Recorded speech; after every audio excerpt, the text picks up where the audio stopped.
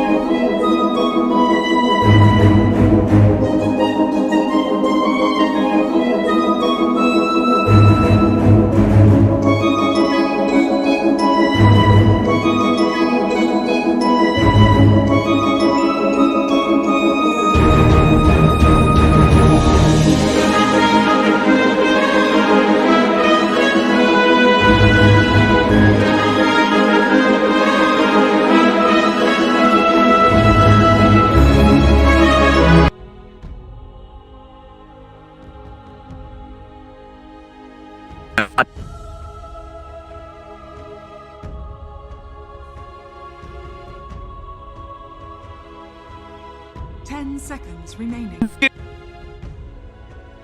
G's turn to ban. Team Secret's turn to ban.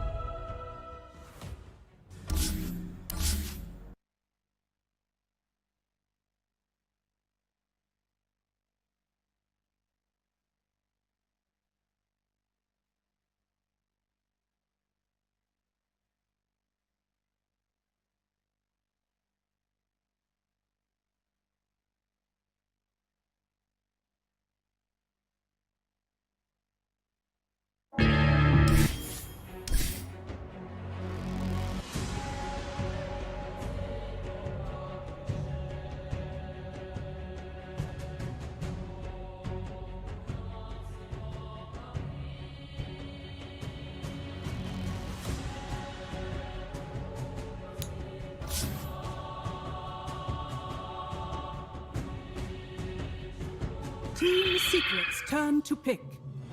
This is the tournament that really matters. This is the game that really matters. It is a 2-0 situation. OG facing elimination.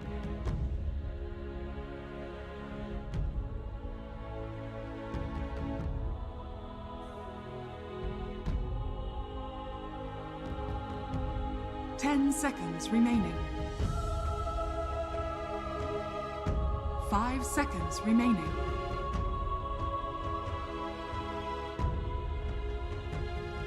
Team Secret's turn. Replay here? What's going on? Oh, Deja never mind. vu. There we go. Windranger.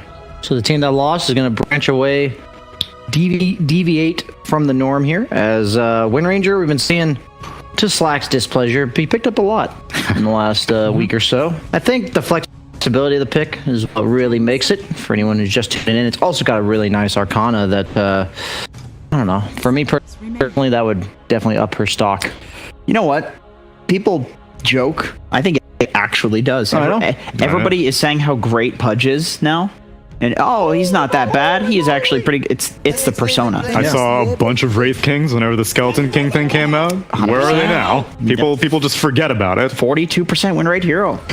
And you know, the thing with Windranger though, she was picked up before the Arcana. She was actually, I think she's the top pick for. I think Secret actually picks like both of these teams pick this hero a lot.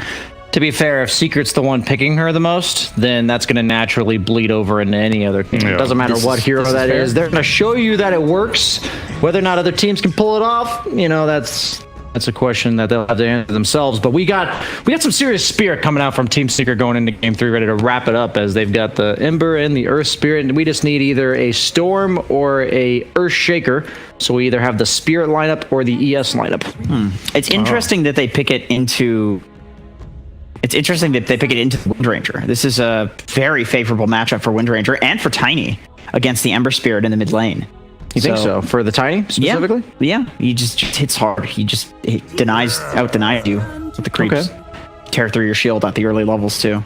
But I've seen Tinies do pretty well against Ember. Ember will never do horribly. Like that's one of the great strengths of, I would say, Void and Ember Spirit. Maybe not so much Storm Spirit, but these two heroes, like they just get level 6 and then they roam and they don't go back to the lane and they're always going to have a good game. Now, normally I'd proposed this on an earlier panel and was quickly shut down, rightfully so. But for teams like this, I think it's worth mentioning what happened to 4-position Ember Spirit. It was a thing, and it was quite an intimidating thing for quite a while, and then it just fell off. Yeah, nerfs to early levels on his skills. Okay. Yeah, he needs levels, as well as just the later levels in his skills too got nerfed a little bit. Like the chains in particular, there's like a 2-second more downtime on that. So you know you have the support who, once you do get levels, functions as a core and has this great lockdown. That's just not the case with this hero anymore. Like he scales better with items than he does with just levels now. Yeah, generally the cores that get overbuffed, eventually you can play them literally any role and they'll still be impactful. So I think that was a result of him just being so good at the time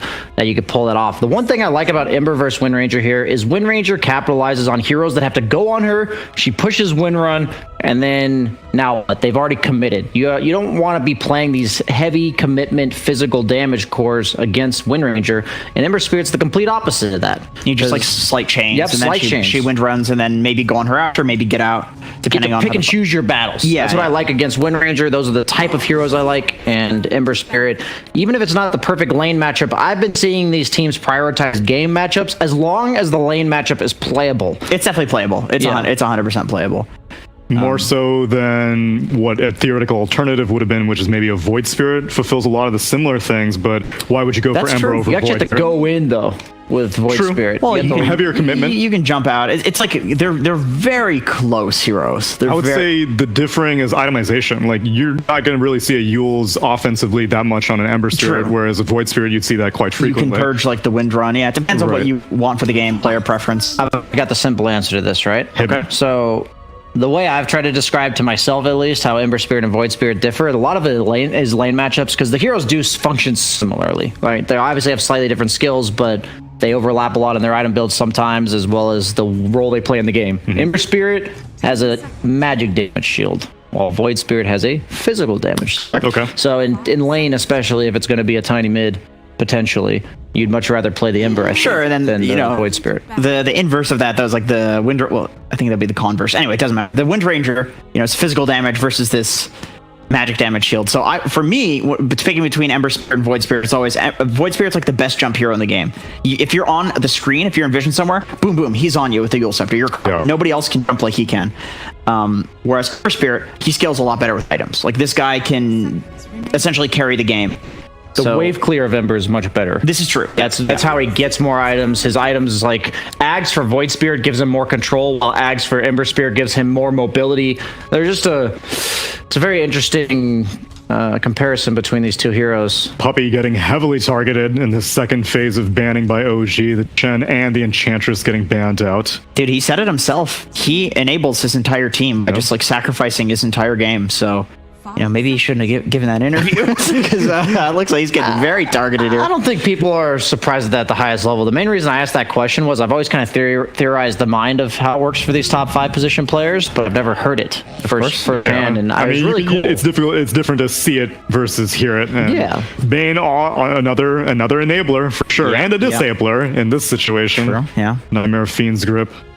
Here we haven't seen too much. They keep nerfing him. The Brain do. Sap mana cost in lane has been a big one for him. I was seeing Banes in EU go 6 Fairy Fires. Yes, They would start the game with just 6 Fairy Fires. No. It's 5 Fairy Fires and mangoes. Okay, You always go like a couple of mangoes, and some you have to pull your mid tank. I was just like, what the hell's going on here? What am I watching? But you do go a lot of Fairy Fires. It is legitimately hard to find two heroes that can trade with a Bane that has maxed out Fairy Fires. You have 10 damage, and Brain over time Sap. you're just expending the Fairy Fires Yeah. to get your health back. There are Tangos that cost a bit more. And then he dies, he comes back, and he just starts sucking you again. You're like, oh, come on. He would What are we honestly talking prefer about to again? die. I'm talking about Bane here. Oh, of course. Talking about secrets bans, seems to be more core targeted. The Beastmaster, the Monkey King, the Morphling. OG will pick up That counter. Very good a counter. pattern too. which could be played no-till, could be played sub. I think more often than not, OG preferred in the support role. Yeah, but I think that makes sense. Like, for what you want it to do this game, it's just a purge. So I think playing it in that role makes a lot of sense. despite not really knowing the offlane matchup though, because at most true. there would be an Earth Spirit there most likely, but aside from Right. that, OG can't be too sure. It's 90% of the time when you pick a hero like this, it's going to be like it's not set in stone, but okay, maybe we prefer this to be a 5 position because in order to do what we need in this game, all he needs is like 5 position farm. Well, the thing about it is that a lot of heroes in Dota are hard to pick against Bane as well as Ember. These single target heroes with no dispels, like trolls, just as an example. But Abaddon allows you to pick more heroes, so it's basically giving them more options going into the 4th, 5th pick of what core they want to carry this game, and it's just an enabler. Every game, OG prioritizes enablers, whether those heroes do damage, whether those heroes sustain, protect them. In this case, it really does it makes it harder for Bane and Ember to pick their targets because there's always that chance the Aphotic Shield just comes right out. And Team Secret, now they're forced to not really double down on this lockdown, poke at you initiation strat. Instead, they're going to go for we're going to try to split you up because Abaddon, he can only be one place at a time. He can't This be is behind true. everyone else. Yeah. So I like that conceptual idea from Team Secret. They always, like I don't always know what they're going to pick, but every time I see it, it just makes so much sense. Yeah, I think also just snowballing from the laning phase with this Nature's Prophet, Ember Spirit, like these are extremely good heroes at just snowballing and taking towers if you're not careful. I've been watching Matu actually playing this Nature's Prophet as a carry in pubs. Like his two most common heroes that he's playing right now are Lifestealer and Nature's Prophet. So once again, they picked it in a recent series. I think it was yesterday, and I was surprised that they haven't picked more Nature's Prophet considering how much he's practicing it. But I suppose it does depend on, like, if there's an ABBA picked, for example, it becomes a really good Nature's Prophet game because you have so many options against the hero. Yeah, up until this point, OG had really no way to kill the trees, as well as very low base armor on all their heroes. Abaddon's at like 1, Tiny's at 0, Wind Ranger's at 2 or 3. So the Furion's laning stage is going to naturally be very potent, and they can put it in any lane. That's the cool thing about the hero. You said it could be played carry. It could technically be played mid with a carry Ember. Yeah, I've actually watched Matu play it. He's played it mid, so they could very easily just do like a side lane Ember, put niche on a side lane, which we have seen them do. That's what the beauty. Oh, go ahead. This is looking like shades of the previous 2 games, because I see that one of the dynamics that you guys have mentioned is that Secret have very kind of conservative initiation. It's not ever really heavy cooldowns or itemization or anything. It's just like, okay, maybe I'll toss out a slight chance. Oh, maybe I'll get a nightmare on someone. Maybe I'll get a step for a roll. Whereas OG are just like pounding their face into you. Sven is going full Aghanim Scepter into your face. Tiny's blink avalanche tossing, or maybe getting a toss back. And that has not really worked out for OG in the last 2 games. Can you really blame the strategy as much as the opponent? Yeah, it's like it's how they play. They're going to play up in your face. Secret's pretty much the only team that's proven they can consistently handle the aggression that's constantly coming out from OG. And the biggest thing about this Sven pick is he fits the same description as Troll, where a lot of times if I look at just Team Secret's draft, other than the Nature's Prophet, I would never pick Sven. But because I have this Abaddon, I can then pick a hero that's normally countered by Ember and Bay and strictly pick to counter the Nature's Prophet, which is exactly what the Sven's purpose in this draft was. It's a carry that lanes well and plays the game pretty well against Nature's Prophet. It used to be rough as the game went on because you just get sprouted, as Arteezy could definitely tell all of us. But now the X-Scepter changes that dynamic as the game goes on. It's true. It's true. I am concerned though, like if this ABBA is a 5 position or even a 3 position, if you can get into some situation where like he's not always going to be behind the Sven, it's not always going to be something. I mean, if it is No Tail, he has been playing extremely well. Yeah, that IO game for sure. And on these other heroes that need to be near the core, but they have silence from Earth Spirit, right? They have the Nightmare, so it's going to force out the ABBA ulti. Like there are answers, and then I think, like you said, if you can answer the ABBA, this is kind of a bad Sven game. Like you have a lot of kiting, you have a Fiend's Grip, you have this slight chains, and so it really depends on the dynamic between this Abaddon basically and the Sven, I think, for how this game goes. Last ban for OG is Slark. Unsurprising, seeing as though they picked up a Sven in Secret, targeting the Underlord and Sand King. The OD actually having to get banned is very good against Abaddon as well as Sven. Slark, same idea. These heroes feast upon the long sustained fights that Sven and Abaddon are representing. And so I like those 2 bans. They're just terrible. They go for the what? Offlane Void? Man, okay. Offlane Sven, offlane Void, mid Sven with Topton? I was literally going to say this was irrelevant bullshit garbage. Well, how tables turn. It was, but I was going to say that I'm waiting for the team that picks the Sven. I was thinking on debates out like an entire draft and then just flexes the Sven to be like an offlane. I think it's Topson Sven. I'm pretty sure it's actually Topson Sven. You think so? He's played a lot of Sven. I've seen him like randomly play Sven in pubs. Sven as a damage dealing core with Void? Yeah. Seems how do you put damage into the Chronosphere here? Okay, so the idea that this Sven represents in the draft is look at the bans from Team Secret last round. It's Underlord and Sand King. They're like, okay, we know that the side of OG needs to deal with wave clear. And that's what Sven's going to be this game. Okay. He's going to be farming, but it's because he represents wave clear. I'm pretty sure it's for the overall game plan, and they think, okay, we have Tiny, we have Wind Ranger, and Faceless Void. It's just a potent hero in this meta in general. I don't know, man. And for what it's worth, I mean, there isn't that much important stuff to Chrono.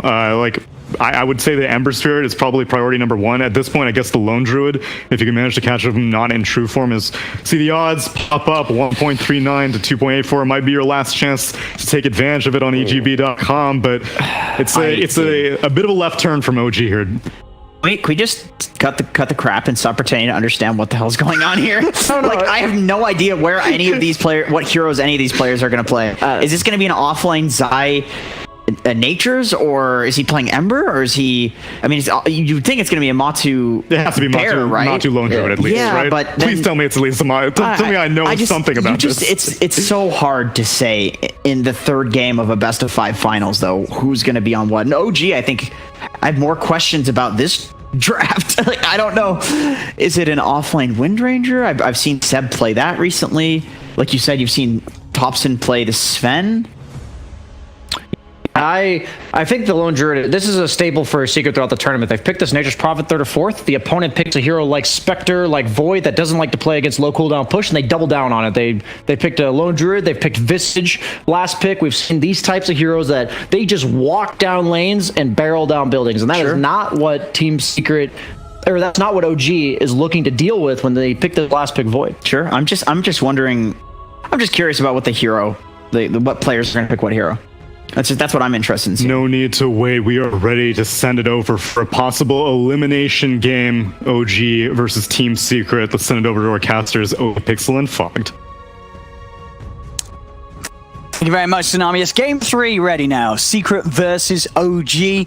We've seen Secret do it quite a few times before, the odd 3-0 in a best of 5 grand finals. Are they going to do it again here, Fogged? We're looking at these. The panel is already starting to bring up a lot of questions to be asked on what exactly is the plan. And I think out of the two, and for me, more specifically with OGs, right, we're seeing some interesting stuff come into play. What is the plan? Oh, that's a great question. They don't really have a lot of things to enable this Chronosphere, right? Usually you see at least something like you can throw some spells into. Power Shot and Avalanche slash kind of a toss. Tossing someone else into the Chrono. Until they have items, right? Until this Tiny actually has an Aghanim's, they don't have a lot of things to actually help that Chronosphere. And I look at Team Secret's draft, it looks like something they're very comfortable with. They've got their Bane, they've got their Lone Druid, they're looking to press the issue and do this fast speed game. And wow, it is a Topson Sven. Okay, so this was it BSJ? That one of the panel was, weren't they? They're saying they've seen Topson play a lot of games as Sven recently, so we're going to see an action here. Seb's playing the offlane Windranger. Your supports on OG are going to be the No-Tail Abaddon and the Saxatani, leaving, of course, Midbon to play the carry Void. Over on the side of Secret, less sort of surprises here, really. Zai offlane Prophet, Nisha on the Ember, and Matu, of course, playing his signature Lone Druid with 2 standard supports of the Puppy Bane and the Yapzor Earth Spirit. I haven't seen this Bane Ember Spirit duel in quite a long time. They used to run this one a lot. They used to, it's Puppy, he plays Bane as this super sacrificial. He actually stays level 1. We'll see if he does it this time, but he stays level 1 for the majority of the lane and just gives Ember a super fast level 6. Very stylistic of how he likes to play anyway on most heroes, but Bane is one of those very specific ones that he makes sure to do that a lot of the times. And yeah, we look at these lane setups. Ember can definitely get pressured a little bit down here, but that's what the Bane is for. So Bane eats all that pressure, so Ember can farm freely. And top lane, these heroes do not like playing versus Nature's Prophet. The Void as well as the Abaddon. These Treants, they definitely take advantage of a lot here. And yeah, these 2 heroes, Windranger and Tiny, usually you'll be able to maybe apply some pressure to Ember if he's a loner with a weak support, but this Bane makes it that much stronger, and these are low armor heroes. Tiny and Windranger, so the lower ones, 0 and 2, so that's Slight, that's going to be coming up from the Ember Hurts. So, this one's going to be exciting going in the mid, right? Matt, Lone Druid against the Topson Sven. So what would you imagine sort of the logic from running the Sven in the mid lane and Topson going to certainly doing a very sort of Topson style of focus on fighting rather than farming? What can you achieve with Sven in this position? I'm not too sure. I really have not gotten the chance to see this one ever. I've not seen what he does in the pubs. I did like what I heard, I think it was Brian saying, that they're very fragile heroes, very low armor across the board. So I think this Warcry can definitely pay its dividends, and he's the one that can actually clear out treants and push out waves. I think the team is looking quite a bit in that one there. So I think he's going to be playing just a very... I think I would say kind of just like this very suicidal Sven in a way, to make some insane space for his Void, very Topson style. But yeah, I'm not 100% sure. Nisha, he's getting harassed a lot here. He's not doing a lot of damage with that right click harass.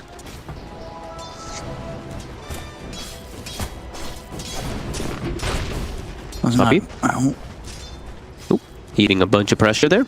He's got lots of mangoes to work with his brain sap. Yeah, good early stats as well with the 4 GG branches.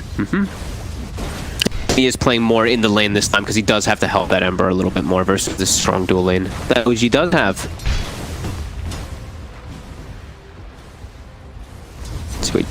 So he's going to do with his movements. He's going to interrupt that pull up top. His eye versus mid one. Last hit under tower. Zach got these. Oh, I say that, but he misses it. Oh well. He got the range creep. I'm so you need to try and mess with no tail hit. Only got one of the creeps there. The shit pops and gets the other one.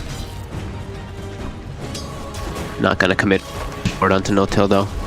I mean, with both of these drafts, would you sort of say there's a side that is going to suffer if they fall behind early? I do think OGs definitely will. There's so much push Secret has, and they want to be playing this fast game, and they want to be moving around the map quickly. And I look at some of these heroes on the side of OG, they're kind of slow, in particular the bad, and he cannot really manage when a team does start to get this big split push mid. Yabster's actually rotating in, probably looking for a route from the top. There's a very... I've never seen a lone druid versus in the mid lane. No, at least not this MMR. Sure, happens a lot down at the other half of the scale. And that is most likely We're true, seeing it here at the top. He's staying very low. Mop2's continuing a lot of harassment onto him, so yep, so playing around mid. I think he doesn't need to help Zai too much in the top lane. And I don't think I think he knows he can really pressure the Void anyway there with that Nature's Prophet. So sticking around mid. Bottom. Ooh, Seb has to be careful. He gets slapped during the wind run there. It's very likely he just dies. Attempts on the courier snipe there, but Thompson's able to keep it alive, safe. Yeah, just going to go straight for the resummon and now try to make the move on to Thompson. Oh, they get the root. Perfect timing, but TP back will be coming in. No tails there. Make sure that they do not dive in any further. Thompson's also got the south. So Thompson will be bottom lane. No, Sam. They get him. They have indeed the slight change. Setups there, Nisha. Well, he's going to have 4-1 and a Tango coming out, making sure that he's going to always have just to make that sort of play, keep the harass onto the Wind Ranger and make it a very hard lane for Seb to sort of stand in. What about the 4-minute runes? They try and come in for it. It's going to be spawning top. Yeah, still slowing down the two of them. Oh, sucks at TP mid, so that means the Wind Ranger left alone bottom even more. So Nisha, he's got full free farm as December. He's just going to get zoned by Bane. Wind Ranger can't do anything to a Bane. Constantly gonna get pushed out. Sox are gonna make the move down bottom, but that definitely hurts Seb a lot in his momentum. Only 10 last. You see that at Ember, 22 and 13. Make sure you get all those denies. Slight chain build too. Easy to set up kills on either one of these heroes. No, some very nice setups here from Secret. Ooh. With the way that the lanes are. I'm not too sure what Seb kind of has. This whole bottom lane is just ruined. I don't know what Wind Ranger and Tiny can actually really do now. Yeah, how does he get involved in the creeps? He's walking toward mid. What? Where's he got? What's the plan? I think he knows that there's nothing that he can do to help. I think he's just trying to secure maybe just like a bounty rune or something. I guess he knows that, he knows the Thompson's even for the 5-minute runes, so he's going to try and get involved for a wave mid. That's a big problem though. You're giving Ember just a completely free game, so what that does is now Puppy's going to make his own move. Puppy's going to maximize by either pulling as much as he can to get his levels, or he's just going to start rotating around the map himself. Oh no. Let's see. I mean, Seb, as you said, he's sort of the top and get out of mid. Yeah, he just actually is taking the lane. Oh, go jungle. Yeah, actually, I'm taking the mid lane. I think that's the best thing that they could have actually. I don't see another home for this Wind Ranger. He has to either roam around the map or do exactly this: is force his fence jungle.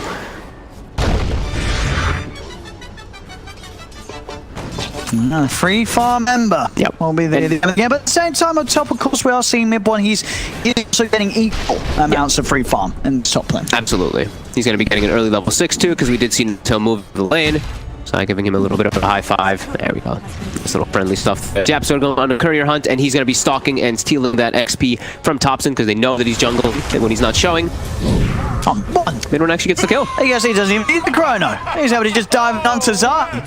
I mean, left in that 1v1, Midbone's been having an excellent time in there. You see straight up on the CS difference, 34 to 12 against the 19 for 6. It's a very strong start for the Void. Nisha get one health, but the saddles there. Thompson is going to throw the stun out. You better be careful. No-Tail tries to help him with the shield, but TP's over. Thompson will get healed up once more by this coil. It's not enough. Thompson goes down. And now turn over towards No-Tail. Have they got any further catch? Yapso, does he want to dive on this? He doesn't. He'll let him go. Top lane. Mid-1 turning. Chrono. Going to drop the Chrono. He needs a lot of bashes. He's not even getting a single bash. So no chance of taking out Nisha. The Chrono, unfortunately, not going to work out for Mid-1. And even though they do get that kill first on side, we still see Secret with this 2k gold lead because of their movements around the map and just how well their lane started going, right? Ember all the way up to 3.3. Lone Druid smashed the mid lane too with the help of Yapsor. Yeah, and now Puppy's like, oh, alright, cool. I'll just take bot lane, and you know, Soxa can't do it. Soxa can't stand up to a Bane. He's a tiny. It's level 5 Bane. Yeah, I think, you know, you're sort of watching this game and just from the draft, a lot of question marks have sort of just have arisen from what he's done with the draft. To the point where I think we're all sort of just sitting and watching and sort of waiting to see what the plan is. Yep. What are OG going for with this lineup? It clearly hasn't been the sort of the setup of favourable lanes. When is it going to be that this draft actually kicks in and sort of falls into place and is able to achieve something? It's hard to see, but again, it is very in the hard to past, see. OG pulled off a lot of stuff that we haven't expected, and it's happened for the first time. So maybe some magic somewhere from of OG, but so far with the way that things have begun, it's hard to sort of see. I'm really hoping to see some type of magic. Just looking at them on paper, it just looks like a very strange draft altogether when you put all the heroes together. I really think that Secret is going to take every single tower here, and I don't really know what OG's heroes can do to respond.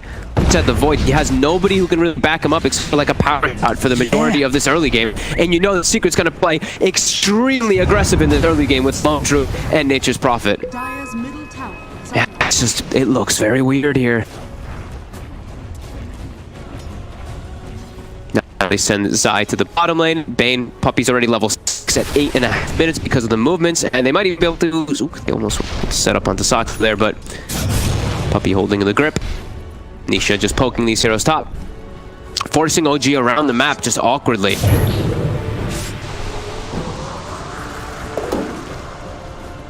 Seb just still sort of struggling to find place on the map to stay out safely. A couple of slight fish from each, and Deb's just forced to walk back to base. Yeah, they're just running around, even though Secret's just looking for anybody, because OG's not playing any lanes.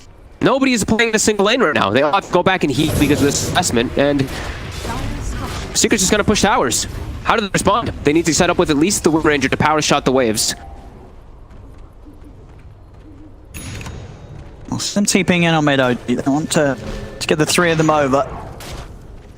But again, what can they really start? I mean, they're just even if they find a shuttle, they don't really have great killers early on. No, they're not. Their damage is very lackluster as the Shackle doesn't either. Mid-1's gonna make the move on Zai here, but Puppy's there with the Fiend's Grip, and he's all alone, but gets get cancelled. But the silence is in from Yapso. Yapso continuing to control it, but whoa! Zai! That Nature's Wrath comes crashing through. Zai out with the taunt of the TP. Nisha also able to finish with No-Tail elsewhere over in the map. Sakta goes down. But the stun onto Nisha. And they chase him. Jackal out onto the bear. Matu by Nisha's side. Thompson and Zai's coming back in. He's going to TP over on towards the bear. Thompson rolls in. Thompson's in trouble. The Warcry helping him out a little bit. The Trigger micros die. He takes down one, tries to block off Seb. Seb will be able to get away. But Thompson goes down. It's 6-1. It's a 4K lead. And look, be broken, Owen. I gotta be on. I guess they just really wanted to try something just totally off the wall with this draft OP. Can they get talked back? They seems to be working. But Nietzsche's even dying. No, though. It's a good chrono. That's going to get the Ember. Or is it? It is. Dilation. And Nietzsche. They'll get Puppy as well. Mid-1, still holding on. He's trying to do his best here to carry them through this. So pick up something in response for Secret diving in the way they were. But they got the tower. They got top tower too. They're still at a huge lead, and I'm still not seeing this draft all pieced together. I think this is just going to be a mid-1 on an island by himself trying to carry this game. Again, they need mid-1 to be massive. Yeah, I just don't think... He's got to do everything. I don't feel like he's going to get to that point. It's a less than 1k experience lead for Secret, but you can just feel the way that their heroes can play around the map. The only thing that they're threatened by is a Chronosphere, unless they're very out of position. I'm going for this smoke. It's kind of hard. I mean, what are these two going to be able to do without Chrono? It's need Thompson to get like the lead stun. Sure. Because otherwise, it's what's their disable, right? They just maybe open anyone hitting him and hope for a bash. I mean, Matu is always going to have the fit to push them back. Yeah. They're able to find the two of them, so they've smoked up, they've moved down into the jungle. They're not really finding anything. They're still waiting on the background. Maybe they can jump onto map. Oh, Secret, they but found another it's not the target. case. Oh, Top lane Secret with their smoke. They will be the more successful. They found Saxter. They'll take his life again. So with the bounces, it's Nature's Wrath taking him out. The remainder of that smoke move back over towards mid. Mid one pops the dilation, the Mask of Madness, but Remnant's already out. Nisha's back to safety. And OG just not able to find anything with their own move. I'm not. I really am not. I'm still not sure how they can respond to almost anything. Look. Secret, they can all gather together. Now they can push the top tower. OG, they can't respond. This is pretty much a support win ranger. Their fan, he's not really very farmed at all. And neither's really the Void. They're just getting everything kind of collapsed on them. As we said, it's really just going to be mid one. Hoping. So, yeah. And he's got a long way to go, you know. And as it's just one of those games where, as the moment passed, mid one, he's going to get he tops for a second with the ward. He should be able to get away, yeah. And they rotate heavily, though. They're going to dive in. They pop the drums. And looking to go God Strength out. Nietzsche's able to step to the side of the fear, put back. Matu's just in with the bear. Yapsel he found the sun on the top. The magnetize out. Over the two of them into the silence. Perfectly set up there by Yapsel's Earth. They just dive past the tower. 3 heroes dead on OG. And this one's feeling. I mean, it feels like Secret's on track to sort of end this tournament run with the way they begun it, just with these games where it just didn't look like the opponent had a chance. It really feels like that. Like I said, it's really do much of anything with their draft, especially how bottom went. This Wind Ranger just can't contribute a whole lot. It's looking rough. Just a bit. 8k down, already 13 minutes in. All 3 of Secret's. I mean, you look at the hero Secret have as well in the 3 core positions. It's 3 carries. It's 3 carries. They scale. Yeah. Straight up. Not only do they scale, but they also pressure early extremely hard.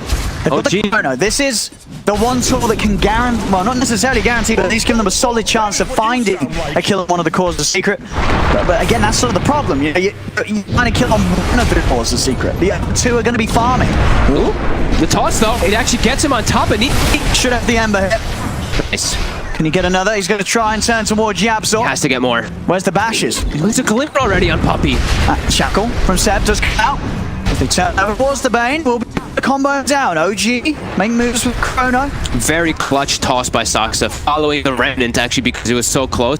The Void right on top of him to get the Chrono. Nisha looks like he was really playing Risk, trying to force that Chrono and get like some Remnant out cutely, but isn't able to do so. But now they don't really have to push towers and take advantage of the fact that they got those 2 kills. And just back up in a second. I mean, Secret's going to come in for defense. Yes, for sure. Here. Looking to punish OG, see if they can get one with the catch. They look up, there was no tail, try to walk out with the borrowed time. Yapsel's in upon him inside the river, chains it onto mid one into the slow as well, buying time for the bear to come and get the fear off. Mid one still able to to the side of the top, but the magnetizes on them again. This Yapsel just messing with them beautifully. They're chasing for more too. Niche, we are gonna be able to catch mid one. That is what you sound like.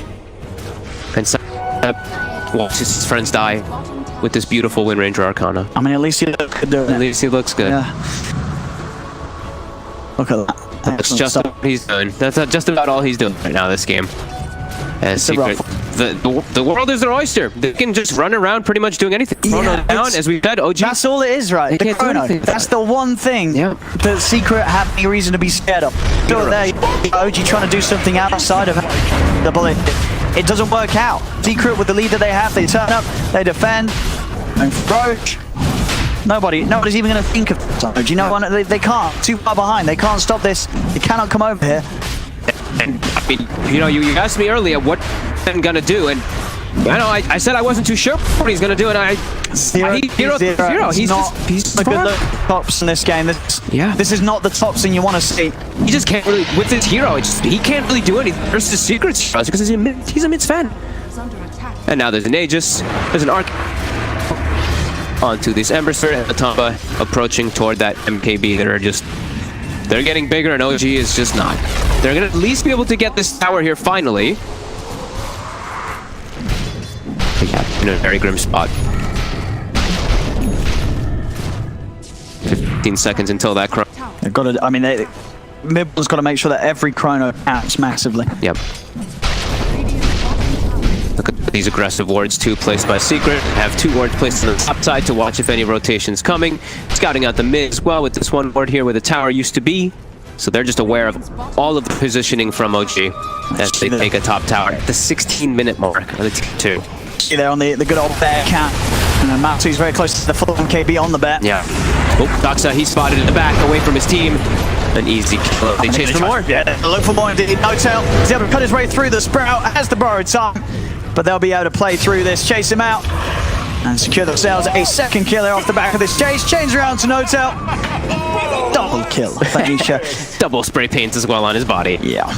Secret, they know what's going on right here. They feel it. They've been in this position many times before. You know, 17 minutes in, and nearly a clear 10k ahead of the opponent.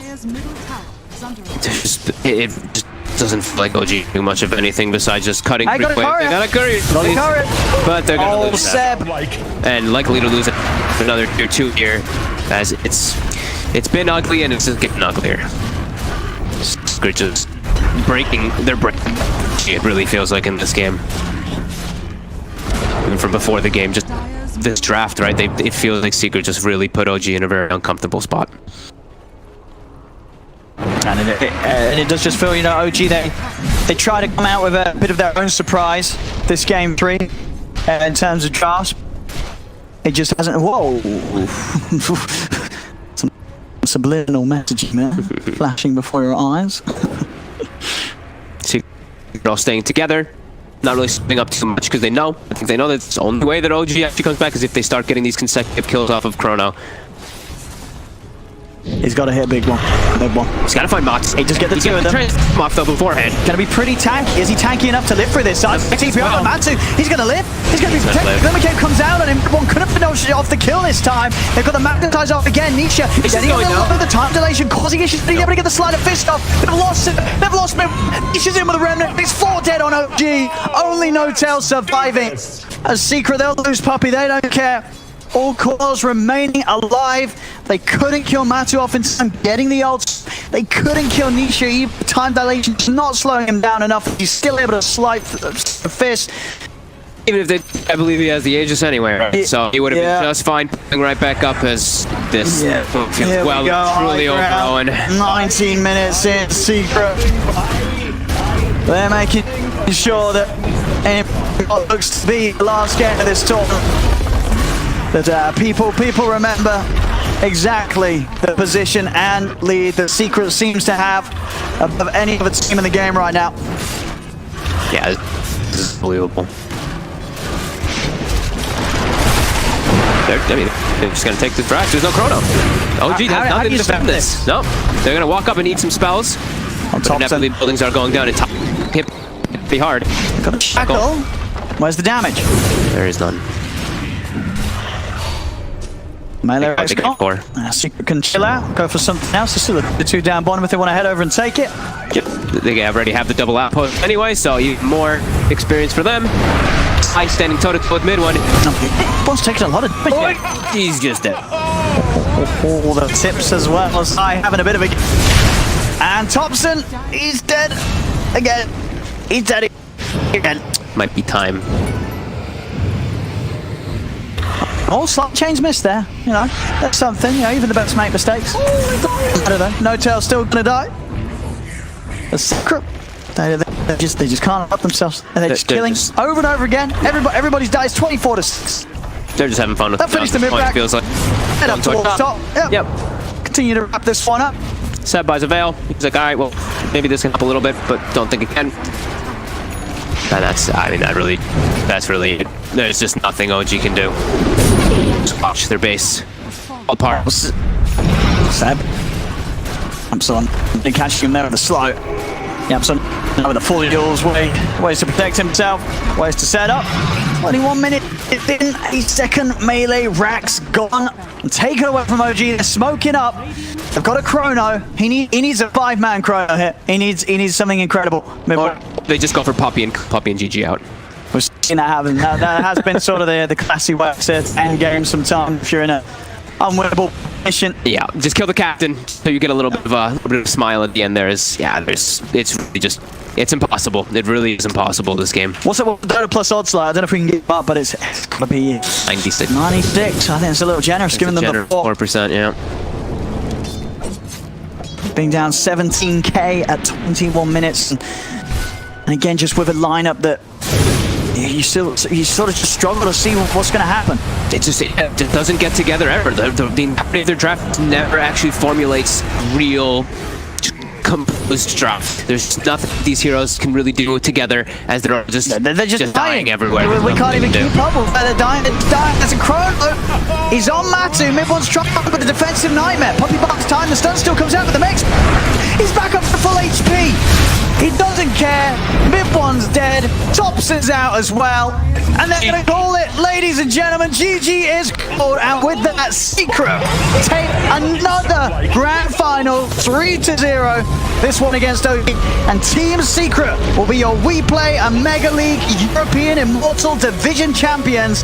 And they'll be taking home the tidy sum of $200,000. And with style. That was from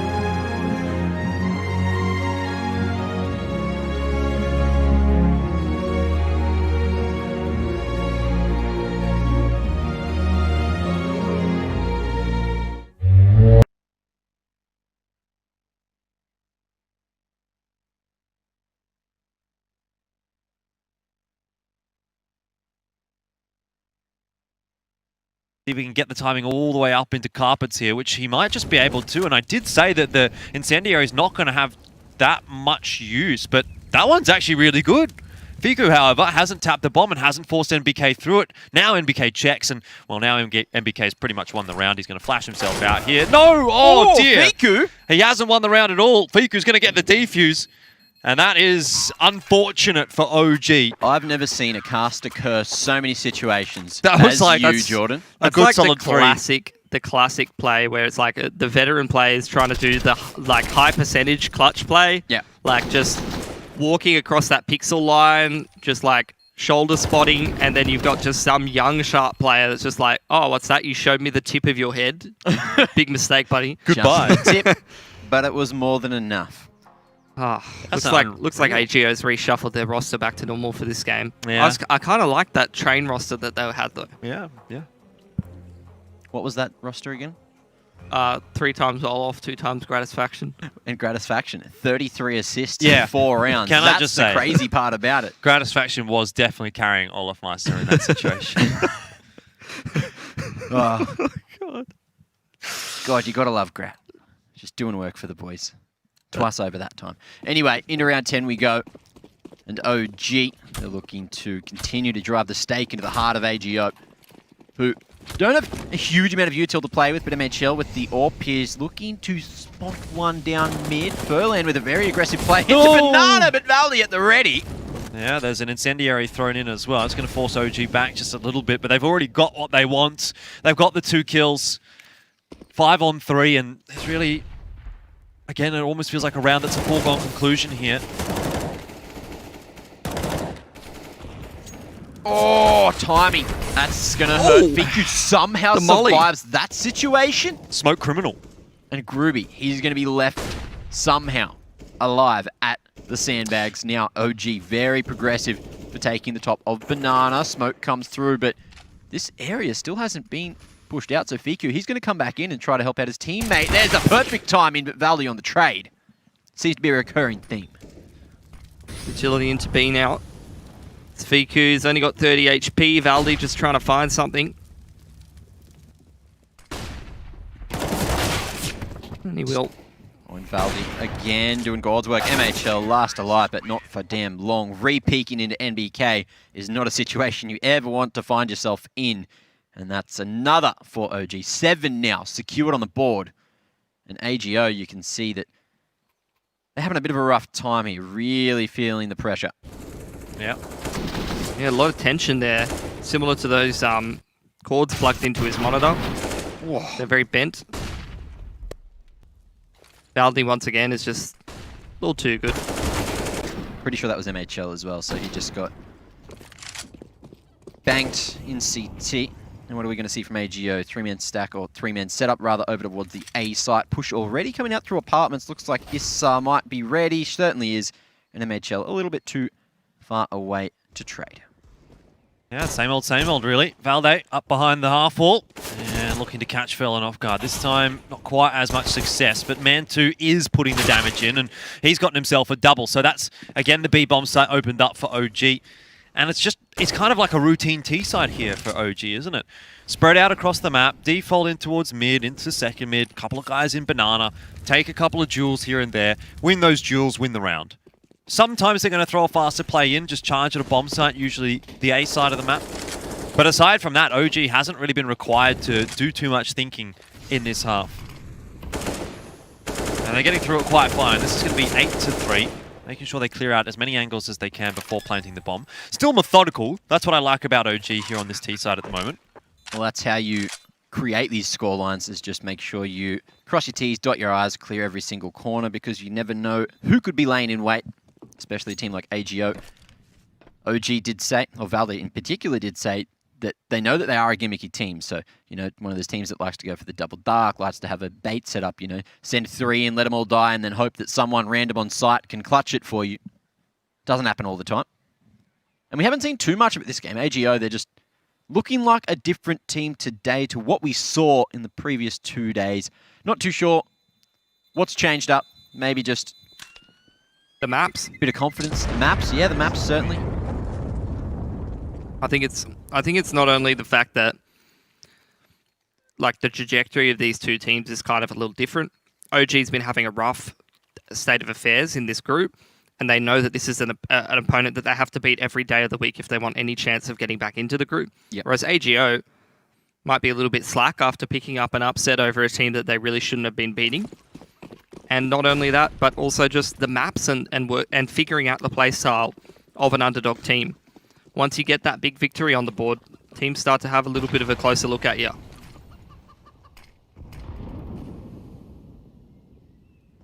A lot of different factors. Oh, he's Just waiting, shoot him. and the boost is there. He's gifted that on a silver platter. That's the first time in a little while that AGO have actually opened the round up with a kill. But it doesn't stop OG from taking control of sandbags. It's a double AWP.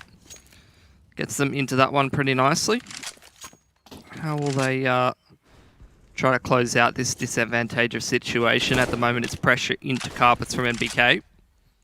And OG seems like they are wanting to utilize this A bomb site to try to find a weakness and convert a 4-on-5. Or maybe not. Back towards B for all the boys. It is, on second thought. Oskridge still has a Molotov and a counter flash to be dropping. Furlan drops that smoke out at the right time. Does he leave a gap? He does. I absolutely love that from Furlan. That might just be a free kill for him.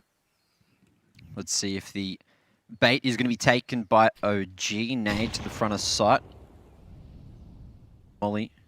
Wasn't it? Anyway, Furlan just waiting, and OG 30 seconds. They're going to be forced to go now. They're going to have to go soon. They're still holding on for that utility to get thrown on in. There's an incendiary from AGO that has now just dissipated. And here comes OG, but Oskarish will get rid of them pretty quickly. Furlan also chimes in with the AWP. NBK, though! Oh, no. How's he managed to do that? That's some vintage form from him. This has potential to be that ace clutch. It'd be a 1-on-5 if he got it. Oh. Double retake in for AGO. They got a couple of grenades they can be using. First flash in towards main. Flash into construction, and they clear that out as well. Yeah, go together. They're going to be able to trade NBKs at the ready. Surely he gets this one. Oh, drops it on the final kill. Groovy keeps it alive for AGO, but NBK, you can see that he wanted it. That would have been a highlight play, wouldn't it? That really would have gone in the montage. I think you can see he's a bit frustrated there. I think he got thrown off by the spacing between those two players at main. Yeah. Like, he kills the first player, the instant trade doesn't come out, and that's where you see NBK, his aim's a little bit sloppy towards his last kill, because you look at it, he's kind of thinking to himself, like, after that initial peak doesn't come out, is he flanking me from Con? Maybe he's in banana. Yep. And he starts to lose focus for that half second, and then Groovy peeks into him. Yep. Well, maybe the extra spacing is a big brain play. Definitely Instead not. of a mistake. Definitely not. Come on, mate. You got to give him some credit. 4-8, though. AGO really needed that. And they probably needed it with the amount of guns that they should have had it with. Still, they'll take it either way. They're still in a rough state of affairs. That's the problem. Round number 13 here, they could have their economy reset, whereas OG just have money for days.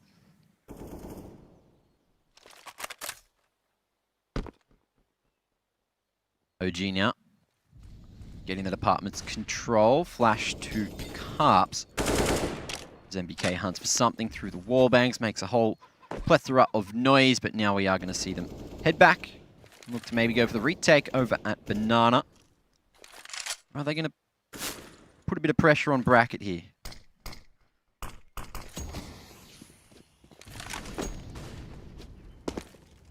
They do take Bracket.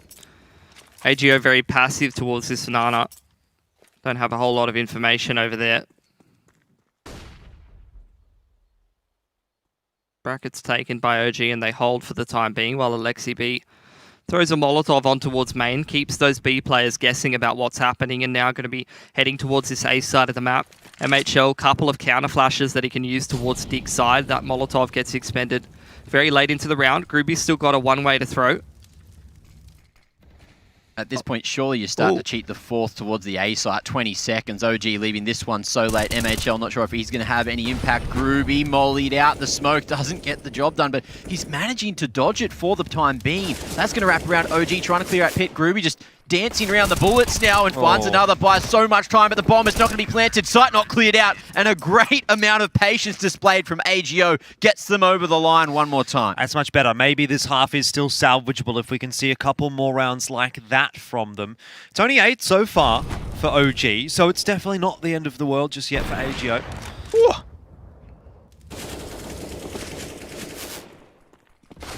Sharp shots coming through. And the thing is, AGO, they didn't need to start to send anyone towards that B side either, because they still had, I think, another Molotov as well as another smoke to throw down at the 30-second mark, and that was more than enough defense.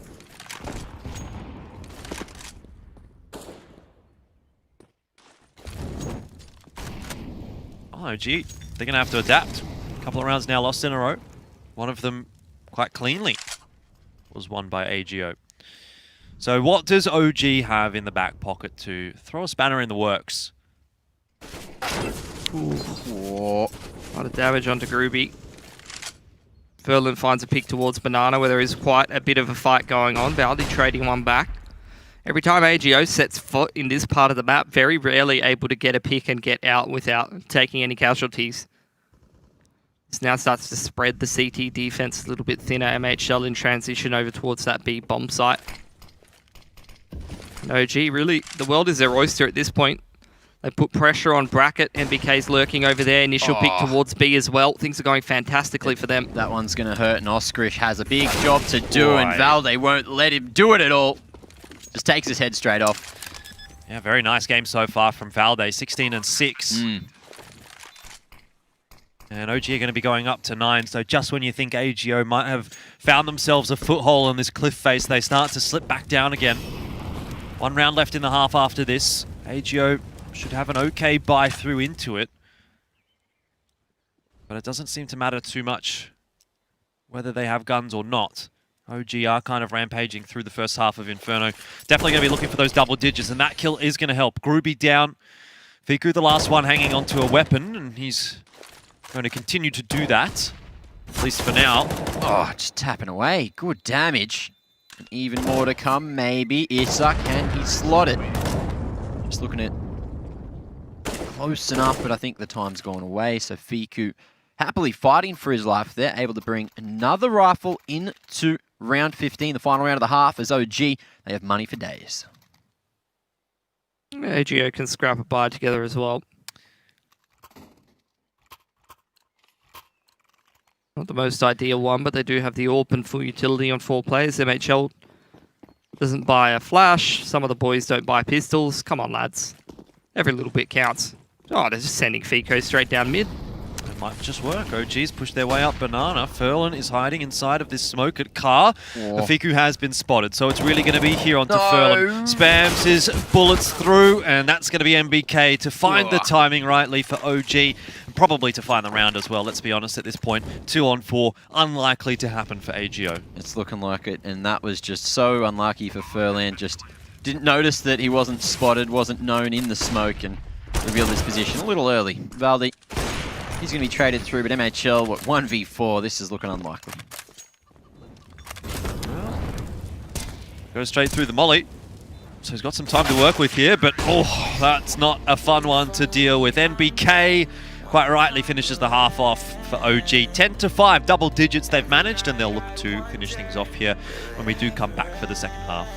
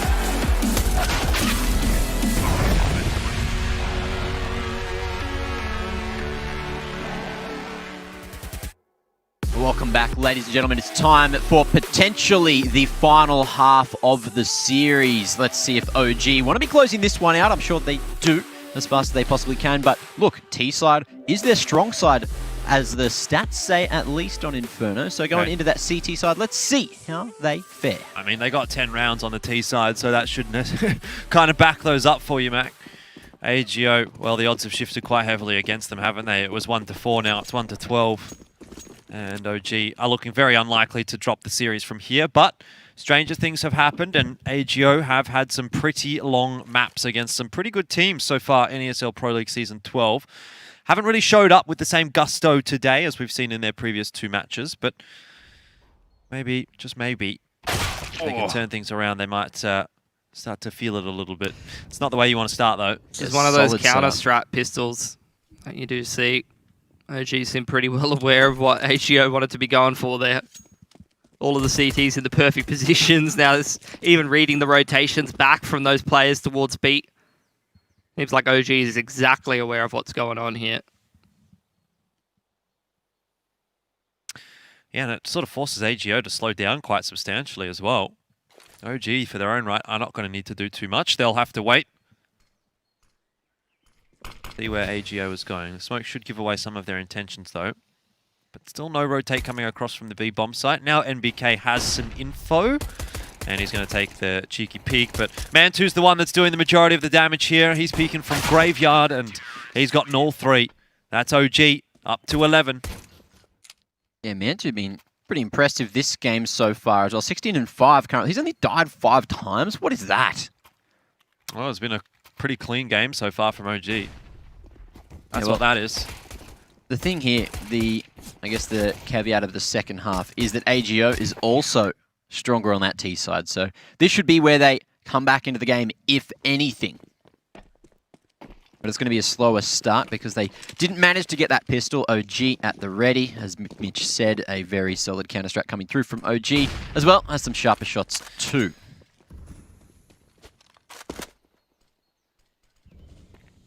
Just the Glocks running straight through a smoke towards top mid. To see Isa, I think it was in the back of the sights, heard most of this, or it was MBK actually. Well, it's just a crossfire, complete cleanup. There you go. Everyone gets a piece of the pie there for OG. All 3 of those players on the A bomb site getting involved. Not looking too flustered. And why would you at the moment? Up 12-5. They've won the first map, 16-6. That's it. Cool, calm, and collected. Just looking to blow this map out of the water. 16-5 is the scoreline that they're looking for. For a team called Average 25 IQ but headshots. Nice. That's a pretty sick team name. It's a long word. I think would their acronym be? You'd fit into that one, Pilski. Me? Yeah. No, he's the opposite. He's the exact opposite. Have you seen him play? Yeah, you haven't seen me play in officials, Mac. You've only seen me play in pubs against people that play the game for like 5 hours a week. You came to my house and played in the official. Oh, true. I don't think that went well. No, you smashed him. Did we? Yeah, you played like super low sense. I was like, whoa, what's going on? And then you was that the game where I like walked down that low ramp? Yeah. Smoke in train and just killed the guy holding the AWPer holding CT connector in the upper ramp because I knew he'd play there. That was disgusting. Beautiful. No one cares All anyway. right, well, pat Tier yourself on the back there, mate. 800 AUCS. No one cares, Mac. I care. I care, Mitch. Calm down, I care. It's fine. We love you. No one's talked me up for such a long time. I don't know how to feel about this. Feel uncomfortable, but also kind of good. AGO, they're going to try and get a bit more comfortable here, but the pop flash in toward carpet side doesn't go well. No, and Mantu posted on the line has a perfect bait for Isa. Oh, they were so tunnel visioned trying to get Mantu. And Isa just gets himself the freest double kill of his life, barely even having to work for that one. That's actually 3 kills for him in the round, and now the grenade's going to go flying through and do damage to Furlan and MHL as well. I mean, it goes from bad to worse, doesn't it? You start off the round, you've got, you know, a few players, and then you lose 3, and now you're like, okay, well, we've got a clutch 2 on 5. Oh, well, now we've got a clutch 2 on 5 with a lack of HP. At least MHL trades one down, but then Alexi B through the smoke with an MP9 makes it easy. And it certainly seems that way for OG today. MHL is looking unlikely, but let's see if he can make this 25 IQ butt headshots and get back into the round. No, looks like the save is going to be the call.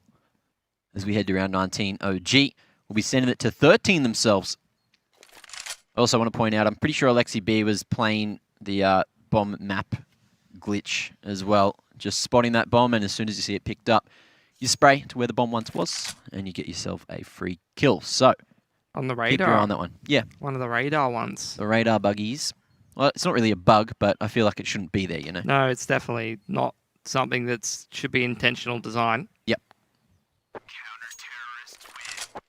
Bomb stops bleeping on the radar, and it means it's been picked up. So if you didn't know that, now you do. Do you know that, Jordan? I do. I've met a lot of people who are really good at this game and didn't know that existed. Yeah, a lot of little tricks in CS you can use. I think it's one of those things that you don't really think about. Like, even if you do know it, in the moment, it's kind of hard to think, oh, I should be looking at that. Everyone take a sip of water. All right. Issa's keeping us all hydrated. Mac hasn't taken a sip. Mac's ignoring it. Calling Mac out. He's not a Hydro homie. What do you mean? I'm the most hydrated here. Oh, you weren't taking a sip. Oh, Whose yeah. bottle's bigger? Now I've peer pressured you into it. Mac has like a 4-litre jug of water that he takes with him everywhere. It's so disgusting. Oh, I feel yeah. physically unwell. Feels like it sounds like I'm in a toilet. But it's flushing the You opposite way asked to the for it. rest Look, of the world. you forced me into a corner there. Oh, well, I just wanted to make you, a little bit more healthy. One drink of water at a time. AGO not feeling too healthy in this round either, but that's to be expected. It's just a pistol armor bite. Bit of an eco round for AGO. And OG are not having too many difficulties dealing with that at all. They did struggle a little bit, actually, with some of the force buys from AGO on Train. But I think once OG's kind of gotten rolling, after those first 10 rounds of Train, this has been a very, very one-sided map and match.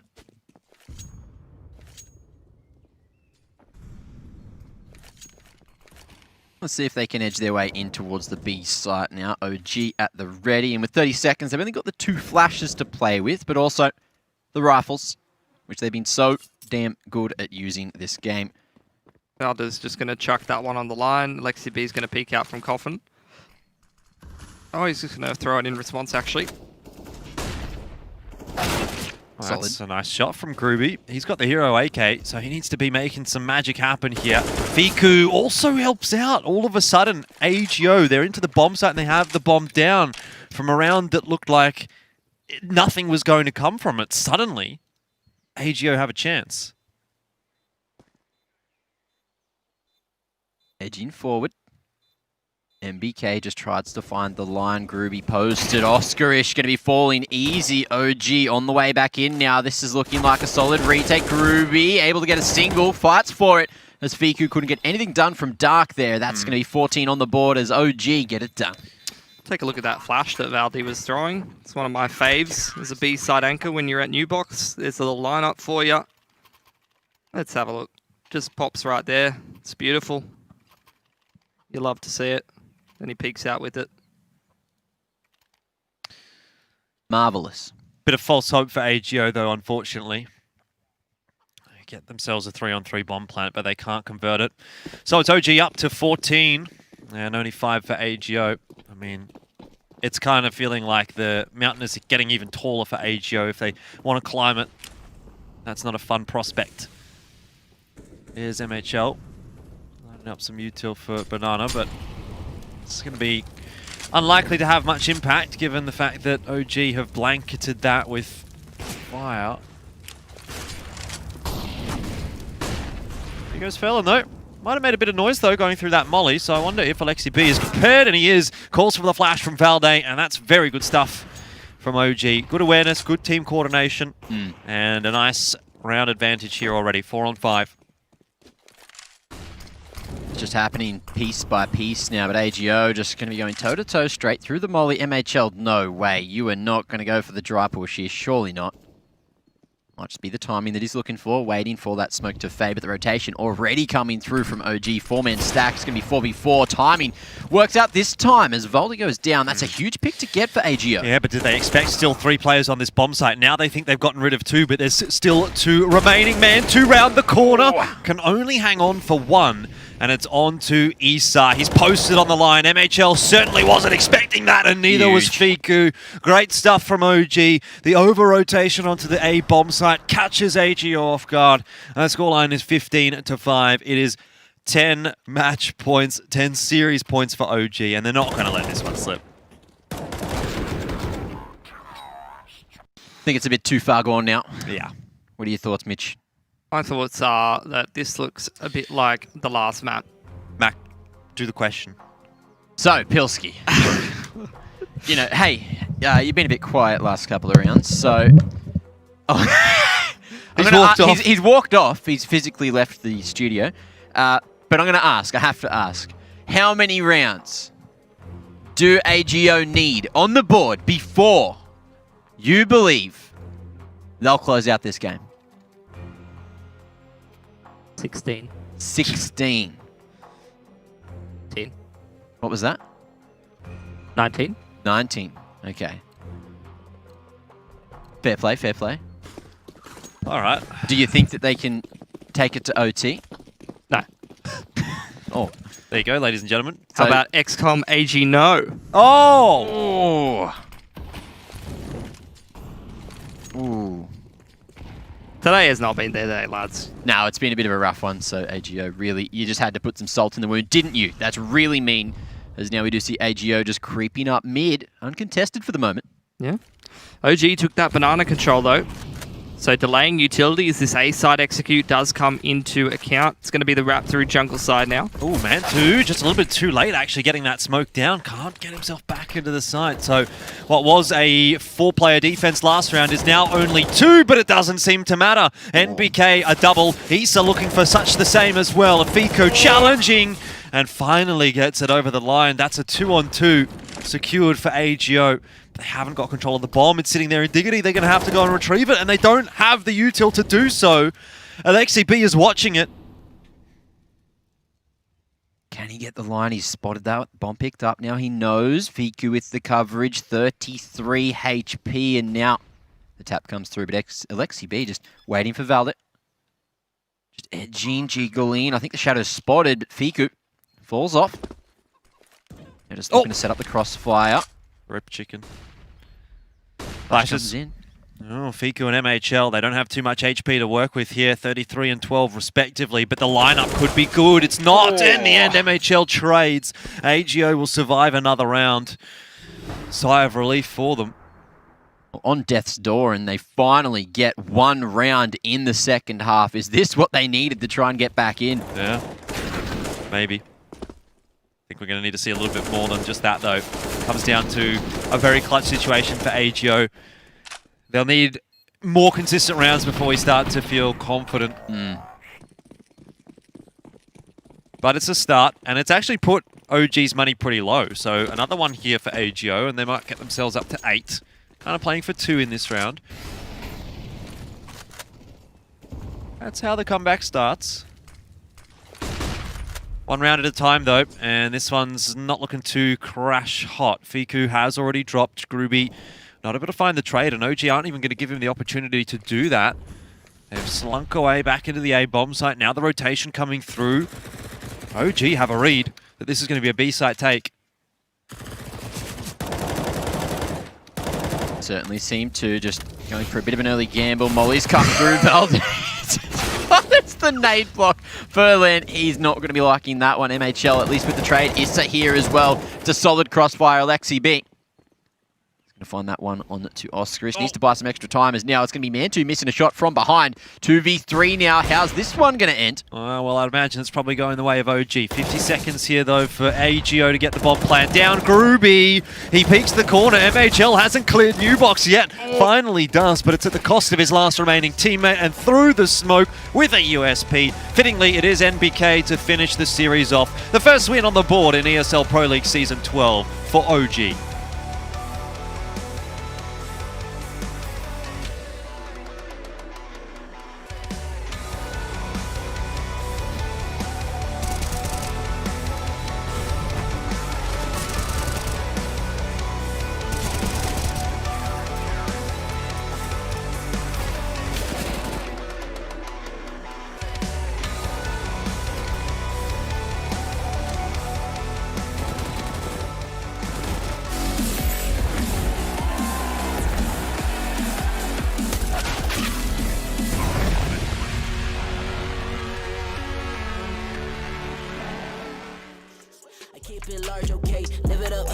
Cause it's fake, better give it up. Young, but I feel like I've seen enough. Numbers going up, better keep it up. Ain't slowing down, better live it up. About too hard, ayy, what? About too hard, ayy, what? About too hard, ayy, about too hard, yeah. I'm killing your favorite rapper, it's minimum effort. Yeah, your corpse getting severed. The industry dry as a desert. Do whatever it is that you think that you're doing, I'm doing it better. Straight W's, that's my letter. Don't got no snakes, only ladders, ayy. They tryna figure out what's on our plate. Infinity sideways, we already ate. Skipping is basic, skipping is classic. Stay out of trouble, now I can relate. Nevertheless, I'm doing great. I just finished this thing, ain't no debate. You ain't my dog, you ain't my family, and sure as hell, you're not my mate. Yeah, I take my place at the summit. I can't wait till we countin' them hundreds. I cannot lie, I ain't rich, yeah, but when I say my time coming, it's coming. And some of y'all got ahead of me. To be honest, I wasn't even running. But very soon I'ma run it. I demand it, man, I want it. Push start, ayy. Ball so hard, ayy. Raise the bar, ayy. Turn into a star, ayy. Play my part, yeah. I aim too far. I do it big. I keep it large, okay. Live it up. Cause it's fake, better give it up. Young, but I feel like I've seen enough. Numbers going up, better keep it up. Ain't slowing down, better live it up. About too hard, ayy. What? About too hard, ayy. What? About too hard, ayy. About too hard, ayy. They not gon' like this, don't like surprises. I cause a crisis, man, I'm a scientist. With the music I spice things, up to my liking. Man, I want nice things, nice things. That's not an AK, it's a Uzi. I pull up and shoot it to movie. I'm chasing the bag, not a coochie. Cut ties with the fake, now it's Gucci. Word of my nigga from the 021. You count 6 shots and I count 2 guns. Some people still think I rap just for fun, but soon they look up to me just like the sun. Yeah, you can come over here. Swear it's like no career. Swear you got no idea. Soon you have no career. Take a good look in the mirror. They need to know that I'm here. Don't you act like it ain't clear. Yeah. Push start, ayy. Ball so hard, ayy. Raise the bar, ayy. Turn into a star, ayy. Play my part, yeah. I aim too far. I do it big. I keep it large, okay. Live it up. Cause it's fake, better give it up. Young, but I feel like I've seen enough. Numbers going up, better keep it up. Ain't slowing down, better live it up. About too hard, ayy. What? About too hard, ayy. What? About too hard, ayy. About too hard.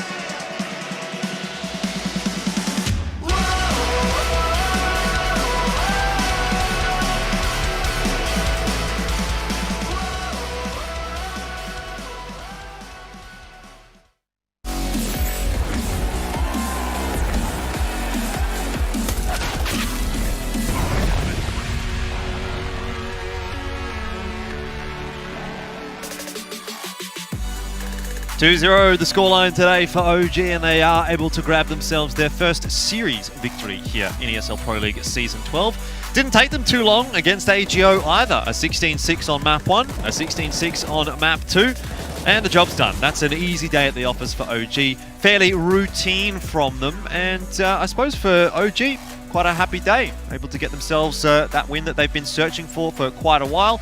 We'll head into the Mountain Dew Game Fuel post-match here, Pilski, and what do you reckon? That was really, a quick day, wasn't it? Yeah, I would say so. I think a couple of factors contributing to that. Bit of a slow day at the office for AGO. Also playing a couple. Oh, Mac, are you okay? You're getting post-matched out of this segment at the moment. Trying to hide. Hey, it's me, I absolutely love to see that. Love to see that. But I'll just stand here for the segment. Just will be quite. This isn't social distancing, actually, Mac. This is you need to stay 1.5 meters away from me at all times.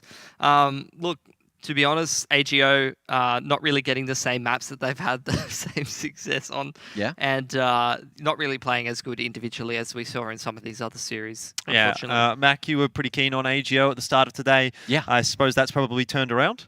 Yeah, look, no upset today. I don't know if you guys watched the same match I did, but it looked like it was completely different AGO to what we saw the other day. OG finally just securing it, and you could see, we mentioned it a few times during the cast, just everything was so thorough, so thought out, just clearing every single nook and cranny they could, so there was no chance to be upset by AGO today, and they did a very good job at securing that. A little bit more like it for OG, obviously getting themselves back onto the horse now that they've got that first win here in ESL Pro League Season 12, and they're going to be looking for a strong end to the season. I think it's going to be, it's going to have to be a strong end to the season for them because they don't have that many more matches that they can really afford to lose. When you go down 0-2, there's seven matches that you have to play in the group. You're probably looking to go something at least like 4-4 or 5-3, so they're going to have to win the majority of the remaining matches.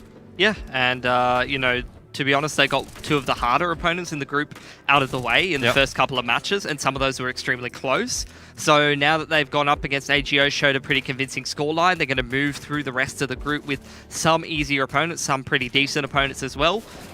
Really, I think the goal here for OG is to try to slot themselves in towards that middle of the order in one of these EU groups and try to contend for a spot in towards the playoffs.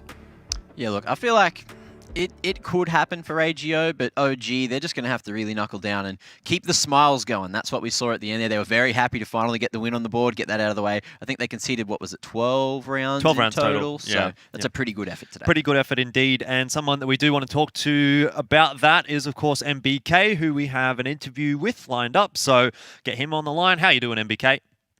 Hey, very good. How are you? Very good. I imagine I'm, obviously pretty happy with your performances. So I'd say that you guys are pretty happy after that. We were just talking about it. Only 12 rounds lost in that series. So must be a nice change of pace, I guess, for you to be able to pick up your first win here in Pro League. Yeah, sure. I mean, it's been very frustrating. Obviously, all the first games that we had coming out of the break, all the tight games that we had twice against G2 where they came back twice. Another big game. So especially the way we played and how clean it was for the whole best of three. It's finally no frustration, but just confidence to move forward. I wanted to ask you, I mean, there's not a whole lot to talk about with that series in general, so I wanted to ask you about that almost 1v5 where the second player is peeking you on a bit of a weird timing. Does that cause you to lose focus a little bit and think maybe he's coming from Nana or Con or something like that, or is it just like a weird timing that throws you off a little? It just seems I just can't close the 1-on-1s. I think it's the only thing. I mean, I had the 1-on-2 just before, and now the 1-on-5 that finishes in the 1-on-1.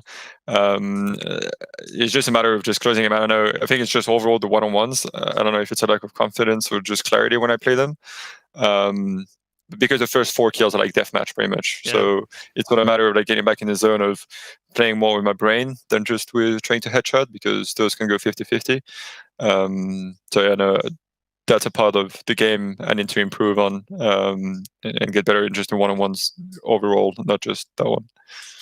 All right, so Pilsky stole my question, so I'm going to go with something out of left field. So facial hair. Look, I want to know your routine. I want to know what you're doing to keep it looking so good because, mate, you're looking spectacular. That's way too kind of you. No, really nothing. It's just a matter of as much screen light as possible, I guess. Beautiful. And then drinking a lot of water. I think that's the most important part. We were having a bit of a giggle about the old drinking the water. That sounds like what Mac does. And look at his mustache. Yeah, look, I've got it. Exactly. See? Beautiful. Look, 2 liters at the ready. Love that. Beautiful. Stay hydrated. Perfect. Anyway, we might wrap that up before things go too off the rails. It's been great to chat with you, MBK, and best of luck in the rest of ESL Pro League. Thank you very much, guys. See ya. Cheers. Alrighty, well, good to obviously chat with MBK and get his opinions on what's been going on for OG. It's been a rocky start, but getting it over the line there, and I think this is the start of their resurgence in ESL Pro League, and he seems to think so as well.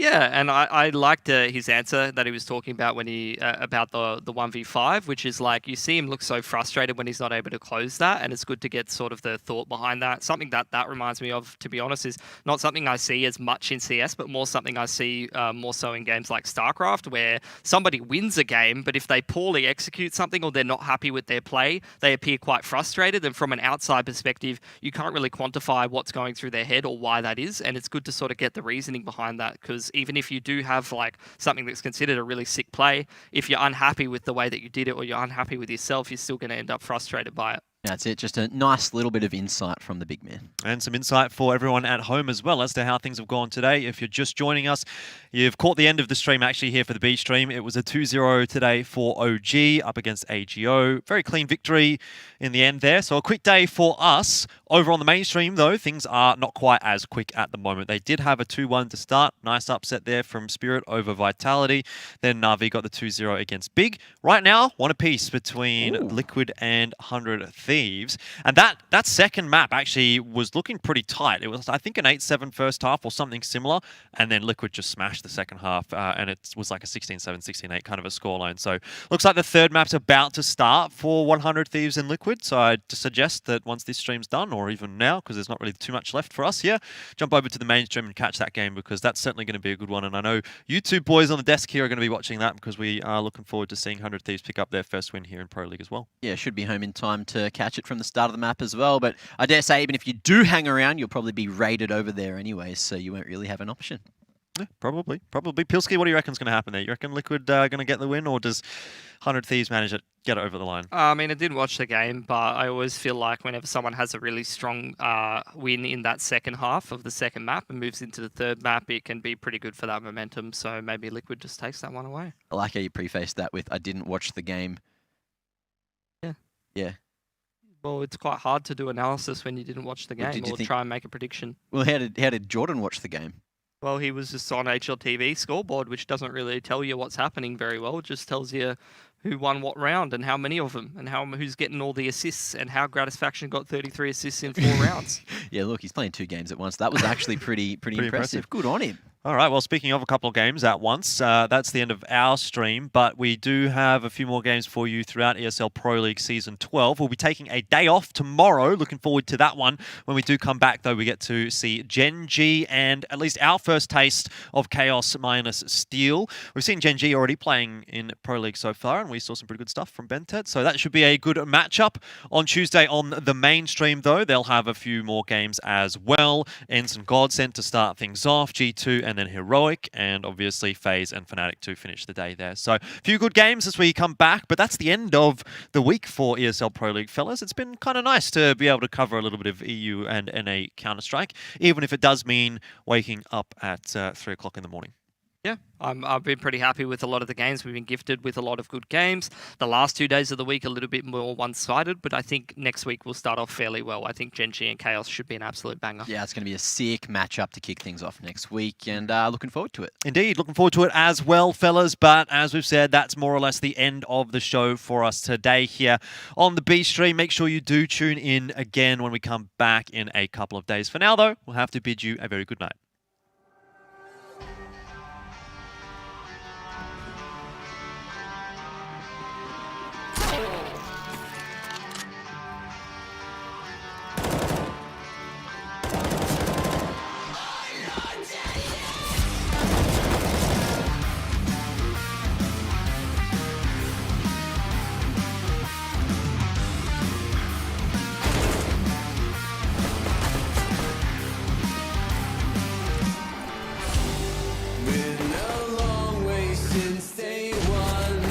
I came to hit but never run.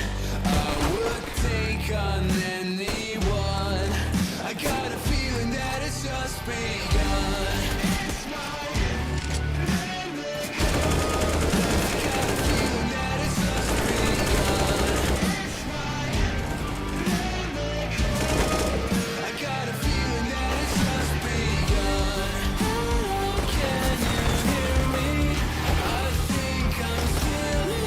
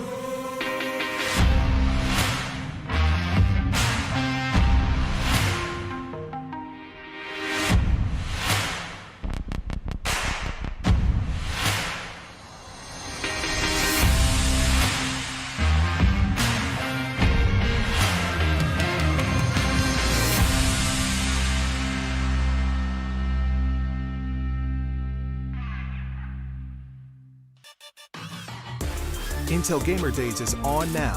Whether you're looking to buy or build, now is a great time to upgrade. Get limited time offers and giveaways from top names in PC gaming. Unleash elite gaming performance with systems featuring new 10th gen Intel Core processors and bring Marvel's Avengers to life with in-game optimizations for a mightier PC experience. Act now. Intel Gamer Days is only here for a limited time.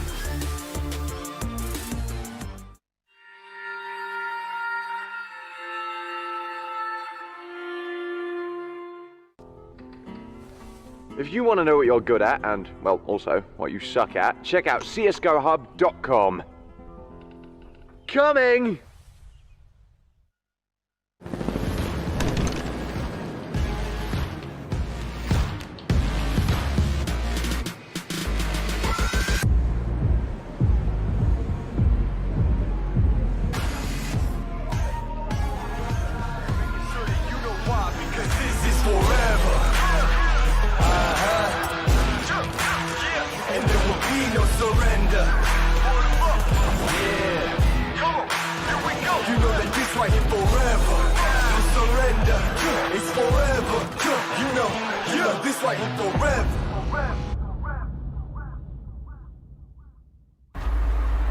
The stage is set. From your home to the arena. We proudly support the living room champions like we do the champions of the world. Providing you with the best tools in your pursuit to be a star. Euronics, official electronics retailer of ESL Pro League. Everybody loves an underdog. Who needs to be liked? Mountain Dew Amp Game Fuel. Victory in a can.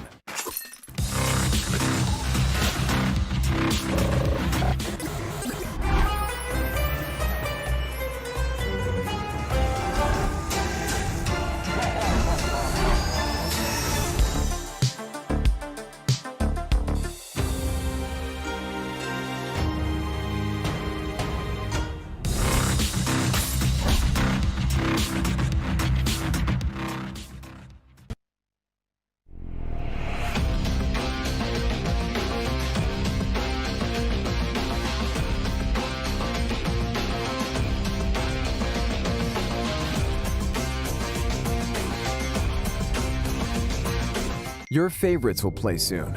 You hope for the win. Excited about the game. But something has changed. You start to doubt. Will they pull it off? Or will they drift away? You pull yourself together because you're sure they're revved up to win. You know they've prepared. They've picked the right course. And even when there's no chances, you believe they will win. GG Bet. Be excited.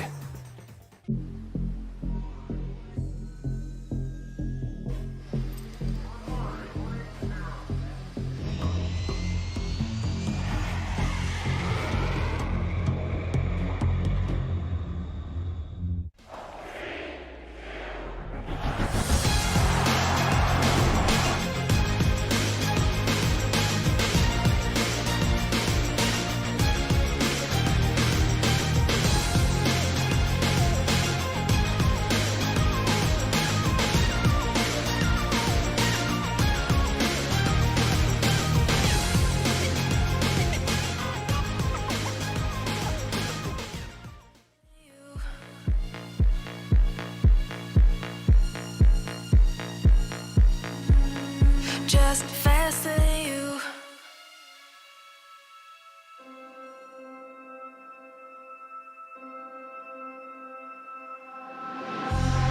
It's been a while, yeah. Safe to say over a year. Still it feels like I saw you every day. Tired of hanging around the ones that always need an explanation. Don't need to every day. Explain myself, don't hold it against me if I'm somewhere else. Put all the masks that I had on the shelf. Wish I could stay, but it's bad.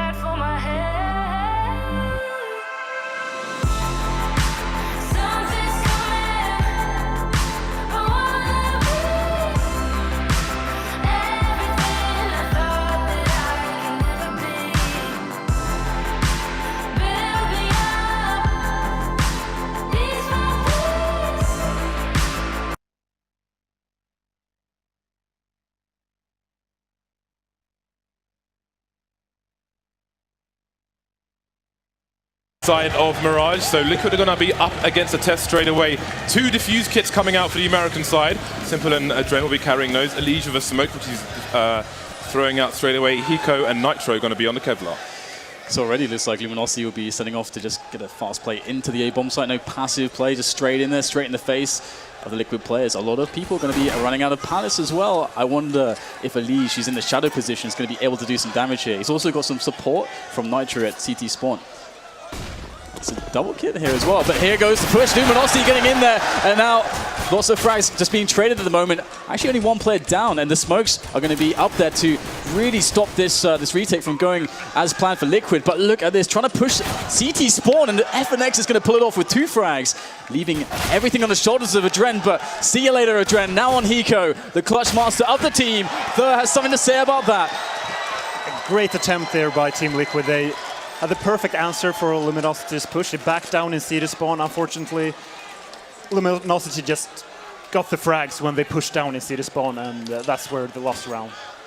Nice open plant from Luminosity as well, going to triple rather than the default. So very solid pistol round, and Liquid off on the wrong foot, you might say. You can see they've opted for 3 HEs. We've seen this before in this tournament. We'll see if they manage to make good use of them. We saw, I think it was Liquid actually, who had double HEs, or maybe we're on the receiving end of them on Cash. But here we go. We've got 3 men coming through the connector area. That smoke is going to cause some problems for both teams here. Fur closing the distance, but he's going to get 1 tap from Elige here, looking for more kills, but Simple's gone down as well. It is an eco for Liquid. 3 men still alive here, so perhaps they can get the Mach 10 that Fur drops a bit later on. Elige is still holding 9 connector. More things from him, but he's going to get taken down by FNX. Just 2 Liquid players remaining. Hiko's taken down 2 though. So Fallen and Cold, last man standing. The bomb is coming up the slope, and he has the range on Hiko, who doesn't have any weapons yet. So Hiko's going to have to pull out a massive clutch in order to keep this for his team. Fallen's got no cover, and he's going to go down straight away. Now it's Cold 0. He hasn't got the range for the Mach 10. This could really go either way. The armor penetration from the P250. He's got MP7 as well. Instant ding from Hiko. Is he actually going to do this? Cold 0's got less than 10 HP. There's still a minute, but he's got to dance. Hiko's going to do it. Liquid back in the game. Where are these headshots coming from? This guy, how on earth did he do that? Amazing play. He doesn't even believe it. Yeah, amazing play by Hiko, but I have to point out the mistake there by Falling. Why did he go for the plant when Cole was in the middle? He planted towards C to spawn.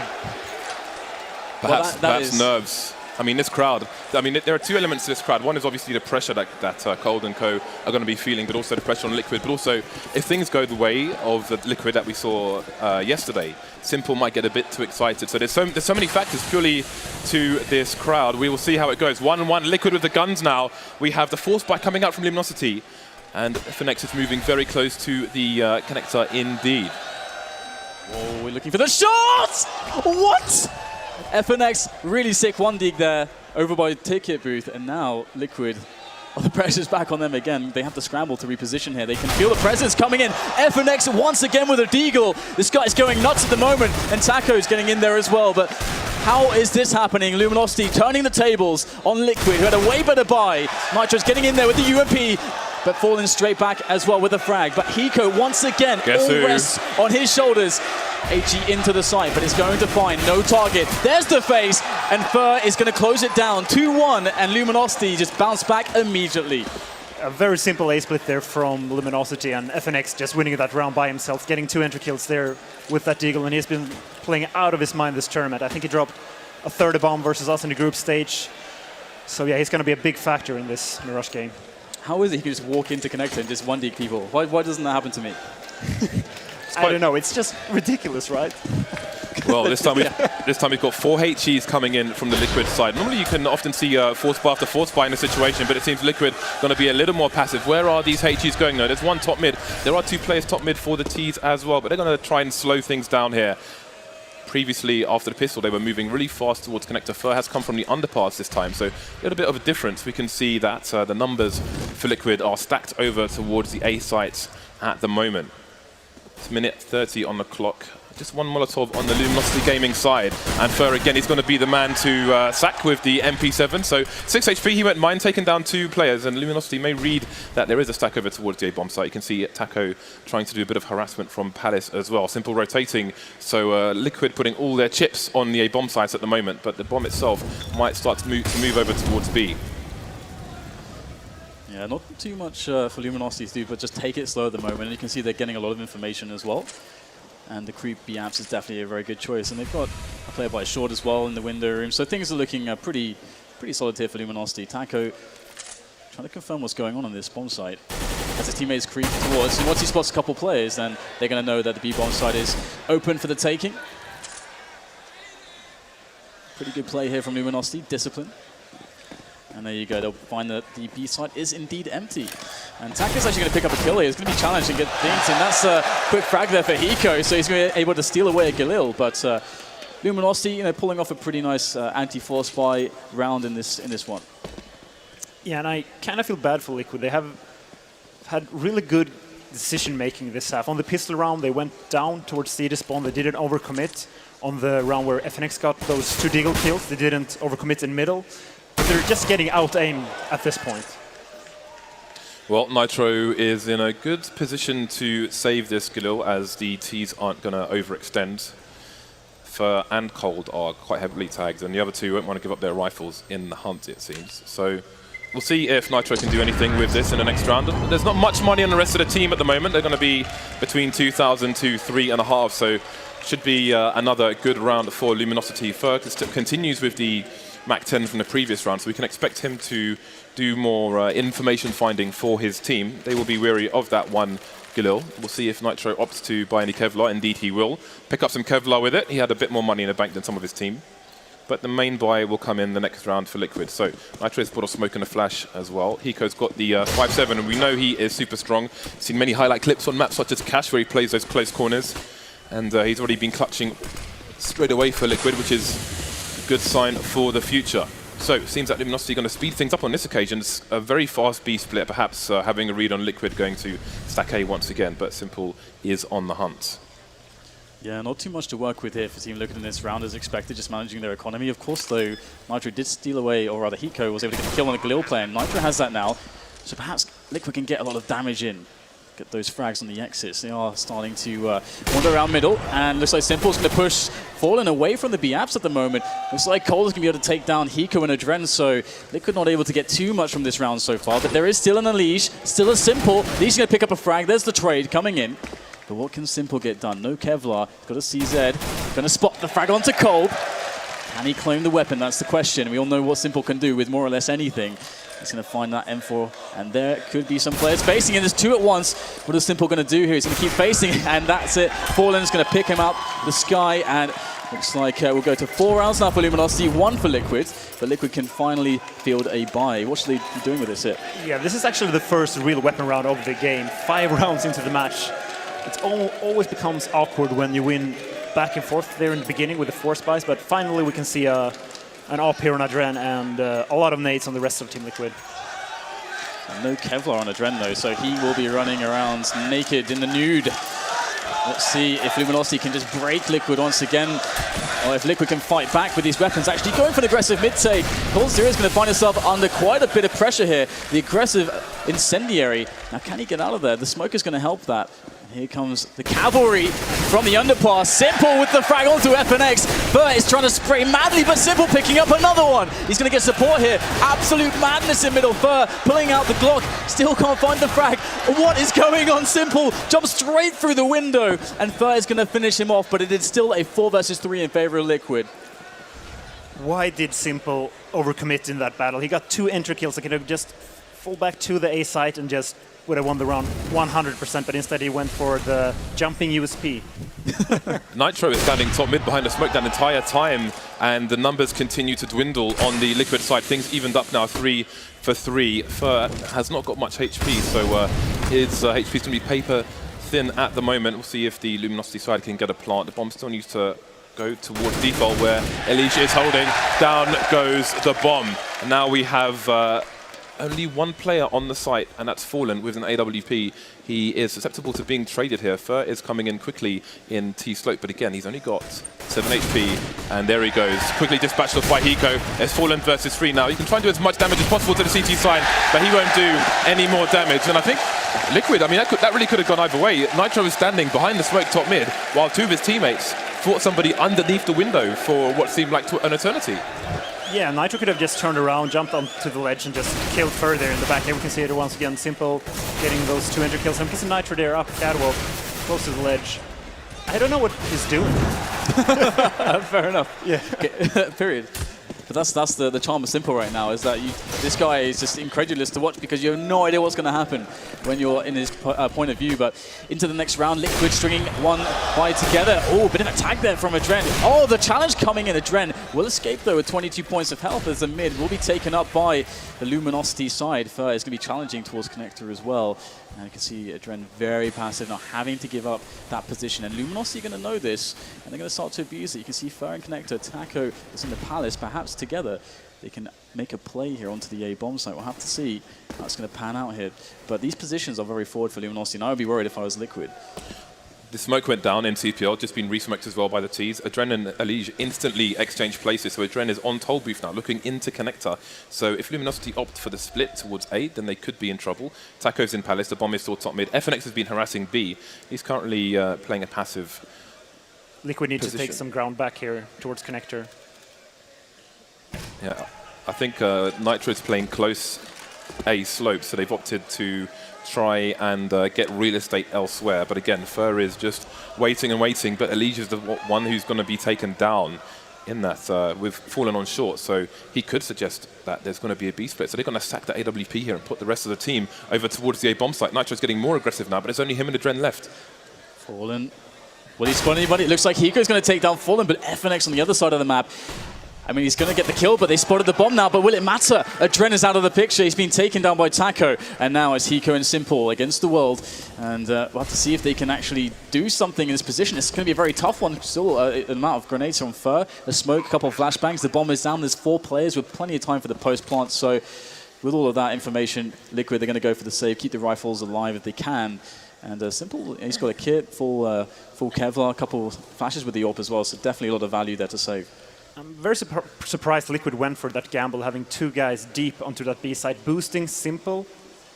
Simple can't gain any information from that position, and I mean, they're probably going to be able to save their weapons this round, but they just gave up middle way too easily there. And when you stack 2 people towards the B side, you're almost giving up the A side because the rotation times is so long when you're standing on the actual site.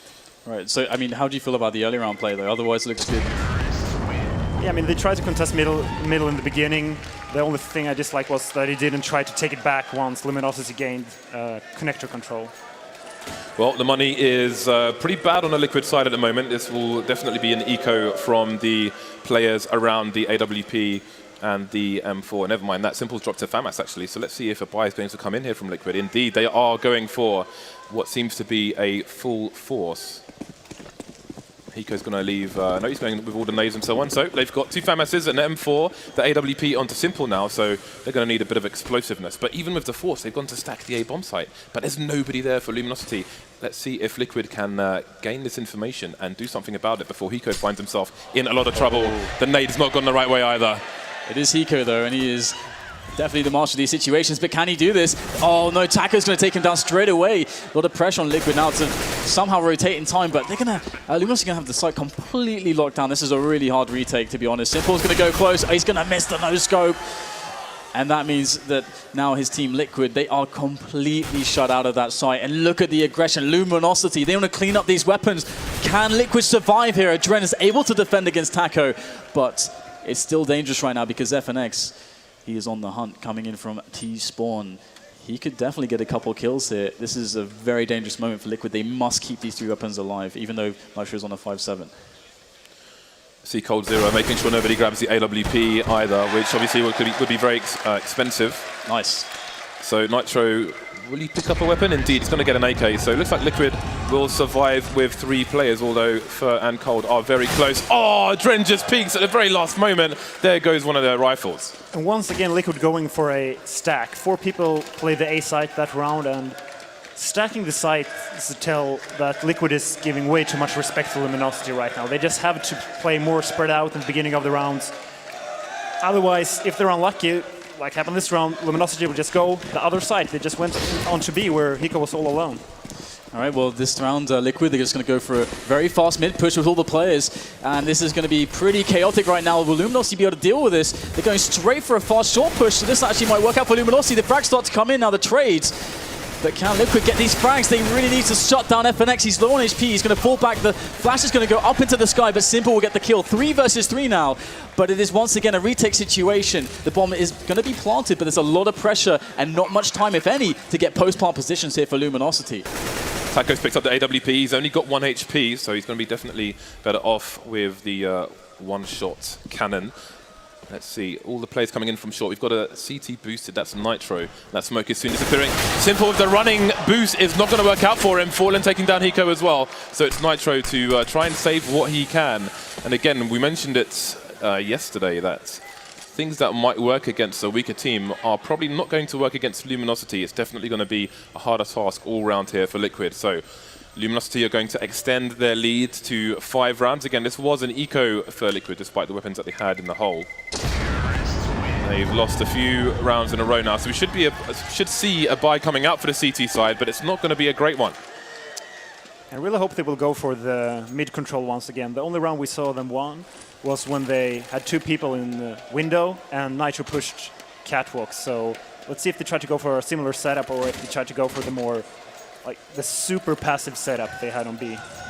And right now we can see that Dren's actually got the AWP in hand. It would be nice to see him actually threat to Simple, but he's got a spawn. Perhaps he wants to get straight into a fast angle, and indeed he's going to look for the slope pick. He will be denied initially, then back to Connector. And Luminosity looking like they might want to go very quickly here, perhaps even through the smoke of the CTs into this A-bomb site.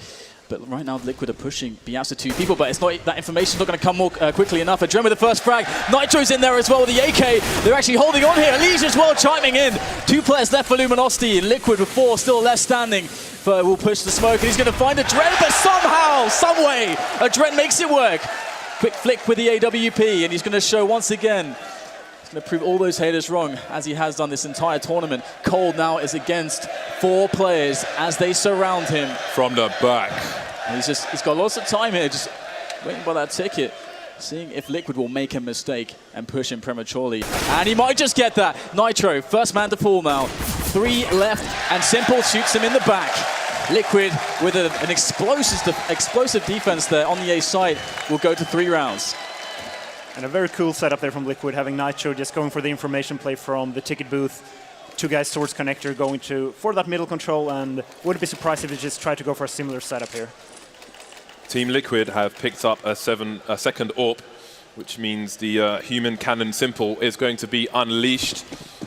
We'll see if he is able to go full FPL mode or if he is going to be dispatched off quickly. He is going into mid, he is going on to short, and he's looking into the gap. Oh, nice. NBA is here. Fallen has been sent into another dimension, and that is a very early frag for Liquid, but Taco is going to get sweet revenge for his team. Simple onto short now, super fast, but Luminosity are changing the approach and they're keeping Liquid guessing. We've seen fast B plays, we've seen Shock and Awe towards A, lots of fast mid plays at the beginning, and now things are slowing down on the T side.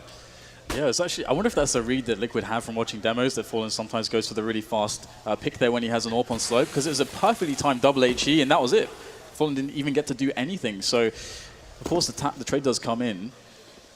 But a double AWP here for Liquid is certainly going to be a different beast for Luminosity to deal with. Seems like there's going to be a B play with Cold holding rotations via short, because he's at the back of mid, but he's got no support whatsoever. The remaining 3 Luminosity players are heading towards Simple. Dan's warming his hands up because he's expecting some carnage here, but these are very sharp shooters on the Brazilian side. He's double scoped in, down goes Fur. There are 2 more coming his way. We've got pop flashes coming in. He's got Hiko in for support as well. Hiko just waiting there. I mean, he may not even be needed. Simple is still on the angle. Hiko will spot one dropping in. Simple's actually kind of close with the AWP, but Hiko turns around, grabs FNX, shuts him down. Now it's Taco up there, and Simple's got the angle. See you later, Taco. Just Cold now, left standing for the Brazilian side. He's going to get shot in the back here. He's got no idea which way to look at this point. This round is going to be more or less impossible for Cold to save. I mean, Cold is a beast, but with 10 seconds left, he's just going to try to hope to save his weapon and not die after time. Liquid with a good defense, all started with Simple in the apps, and with no pop flash to get Simple off of that angle. Oh, looks like actually Cold will be challenged here, and Nitro's going to get the kill after time. That's a big win for Liquid. Yeah, winning 2 rounds in a row, at least they are able to build up some kind of bank. I like the idea there from Luminosity going towards that B site, as if you're only 4 CDs remaining, you usually tend to have only one guy on the B site, but I don't think they expected Simple to have an op there. I think that was a good round for Simple's confidence. You can see there he's feeling the pressure. The 2 AWPs continue here for Team Liquid. 3-round deficit now. 7 rounds on the T side. Looking pretty good for Luminosity so far, and Liquid will need to defend as much as possible. Going aggressive towards A slope are Liquid, playing around the smoke. Seems that perhaps we might see a flash coming in. Adren is going to take down FNX, and that's going to be a good boost for him. But we've got trades coming in from coldzera. 2 players in mid for Luminosity on this eco. But here comes the challenge up slope from Palace. Luminosity going to be pushing the smoke, but Nitro is there. No entry for Luminosity into that A bomb site. But can they still find a way? They do have still presence towards Connector and Taco. Of course, he hasn't really got much to work with, just a PT-50 there. There is a Deagle in the hands of Cold towards the window area, and he may just have seen a pixel. It looks like he didn't see Eco there, just missed him. He's going to go forwards, and Taco's found himself an AWP, a juicy AWP, but what can he get with this position? Cold having to spin around. Hiko will get the frag there, and it's looking very dark indeed in this round for Luminosity. Nitro sends Taco's body lifeless down the stairs. Fallen, only 1 frag, not enough. Liquid are really coming back into this one. 5 rounds for them. It's still a hard road, but they are making some inroads at the moment. Yeah, look at their money now. 3 players with almost over 5K, so I wouldn't be surprised if Liquid actually will take the remaining rounds of this half now, winning 8-7. The double AWPs continue, rescued once again. Oh, James. Is that what I think it is? Is that what I think it is? Whoa. What is this? This is not Rambo Part 3. We're not in Nam, guys. To be honest, it is quite legit to play close A slope with a shotgun. Here we go. A Negev. Here we go. Threat's quite proficient with an M249, so maybe you want to cast this round. Things are going to begin, but the push is coming. 2 frags. The Negev is going to be shut down by FNX, but there are only 2 Ts remaining. The bomb's on the floor as well. 2 CTs remaining. Cold's in a tight spot though, because he's in somewhat of a crossfire. Higo's coming in for the peak. Higo's going to go down. It's down to Adren, the unexpected talisman of the team. Oh, missing the clip there. Fish and chips. He's not going to get the frag. Cold and FNX are going to get tagged, but the round continues. Can't even blame the Negev there, because, hey, he still picked up 2 kills, to be honest. That's pretty respectable from this position. Suppressing fire! Suppressing fire! Yeah, the biggest problem here is that Liquid is actually out of money now. And Elish would have been able to drop they will actually buy, but he would have been able to drop an M4. Question is, was that on purpose or not? But it was glorious for the short time it lasted. Both teams back on the buy. Obviously, Team Liquid going to be quite limited. Will this mean aggression? We'll have to wait and see. Yeah. Adren and Simple coming towards CPL there. Got Simple. He's going to get boosted actually. Interesting to see what can be made of this. Adren going to try and escape, and Simple is going to take on FNX elsewhere. Ruthless aggression coming in from the Ukrainian. Oh, but looks like actually first trying to sneak into that connector area. He's going to have a meeting here with Adren, but Adren takes him down. Elige defeating Taco, and now, once again, Luminosity finding themselves down a few men and with no ground to work with. It's going to be hard to save this one. Liquid looking very good to go to those 6 rounds, and of course, after losing that last round, their money is awful, so they really needed this one. The money sucks on both teams right now. To be able to take the next round as well. So Liquid looking quite good for that 7-8, so long as they can shut down Cold and Fallen here. But Cold and Fallen, I mean, these guys know that Liquid, there's a lot of pressure. That this is the kind of stage where any kind of mistakes can happen. So we can see that Fallen is making the move now through the apps, and still coldzera is looking in mid. I mean, he could catch a rotation, as Liquid might feel a bit confident having 5 players to go for some info in mid, but no one just yet. Liquid playing very disciplined, sticking to the sites, so I like this. Here's Fallen. He is, of course, very dangerous with this. Will he be able to guess right, though? It's going to be a guessing game for sure. 30 seconds left to play with. Simple is just insurance at this point on the B side. Here we go. They're going to make their way in. Cold has been spotted. Fallen knows that his position is still a surprise. And that's coldzera done. Fallen with the flick is not good. It's Hiko once again. 6 rounds for Liquid. Yeah. Liquid looking great right now. The problem is Luminosity already have 8 rounds on the board. And I think that's more than enough for them going into the CT side. But if Liquid can keep this momentum going into the T side, win the pistol round, maybe force Luminosity into a bad economy, they have an opening back into this map. It's the last round of the first half, and we see obviously the force spike coming out from Luminosity. They cannot muster a single rifle. 4 Tech 9s to 1 P250 onto FNX, and very limited nades as well. So perhaps we're going to see a fast play from the side with very limited resources. FNX moving through the smoke on short, so it looks like the B split is on. And look how deep the Liquid players are towards A. If there's a fast pick in favor of Luminosity, Liquid could be in a lot of trouble here, a lot of trouble indeed. Yeah, with the dynamic duo, Hiko and Simple. Oh, Hiko's going to get safe just initially, but he will eventually go down. Simple, number 2. Still more players charging into him. And he's only going to be good for 2, but Adren's going to be coming in there with the sniper as well. And it's the 3 versus 2 situation for Liquid as they try to go for the retake. Fallen has to go close to the Tech 9. Nade's going in. There's the turn. Fallen will drop Adren, trying to body the last players of Liquid. But it's a bit chaotic here on the bomb site, and they might not expect Elise to come into this position. This is so smart of Elise, waiting for Luminosity to make the move with the bomb first, and he hears the stepping. Elise was all over that play, and now Fallen's got a lot of work to do. Nitro's in CC spawn, just waiting, but his teammate will tell him the beeps have begun. Bombs down, and the flank is coming in. Fallen has absolutely no idea where Nitro could be. Oh, somehow he misses the shot. He must have moved before firing. Got to be careful about that molly as well. Elise comes in from the back in the last round of the first half. Will go to Liquid, 7-8 in favor of the Brazilians. And a good comeback there from Liquid. If they only would have adapted quicker to the mid takes from Luminosity. They had a very weird opening, having those 2 guys stacked on the B side. Maybe they watched a demo and they saw some sort of tell from Luminosity, because otherwise that play doesn't make any sense at all. Right, and as you're saying, it's quite cool to see Liquid came back into this one, because at the beginning it was... I mean, I think they were 2-7 down. Yeah, I mean, I think Thresh made this point before. Like, one of the toughest things is getting reset like they did at the start. And obviously, that's why they went down so much to begin with. It's a really hard position to deal with. But we can also see some pressure coming in at the end there. Fallen actually missing that first AWP shot. I don't think he normally would ever miss that shot, but you can see that the pressure is definitely mounting on these players. Yeah, and if they win the pistol round, don't lose a force buy, they will be up 10-8 as T, which is decent. The problem is Luminosity has a great CT side. Fur and FNX, probably the best A players on Mirage in the world. FNX is just amazing at being aggressive A slope. So we've got some work here from Simple with some wild plays. So what were your thoughts on this threat? Yeah, so I guess those 2 kills and This is not first FPL! Didn't work out on that occasion. But hey, from 2-7 they came back to make things 7-8. So definitely there's a lot of opportunity to be had for both sides. But Liquid will need some strong executes to defeat Luminosity Gaming, one of the most drilled teams in the game at present. Very strong individual players as well. So we'll see what they can do. And I think we saw the primary AWP going to Adren on the CT side, but one would have to imagine that Simple is going to be fully unleashed on the T side of the AWP.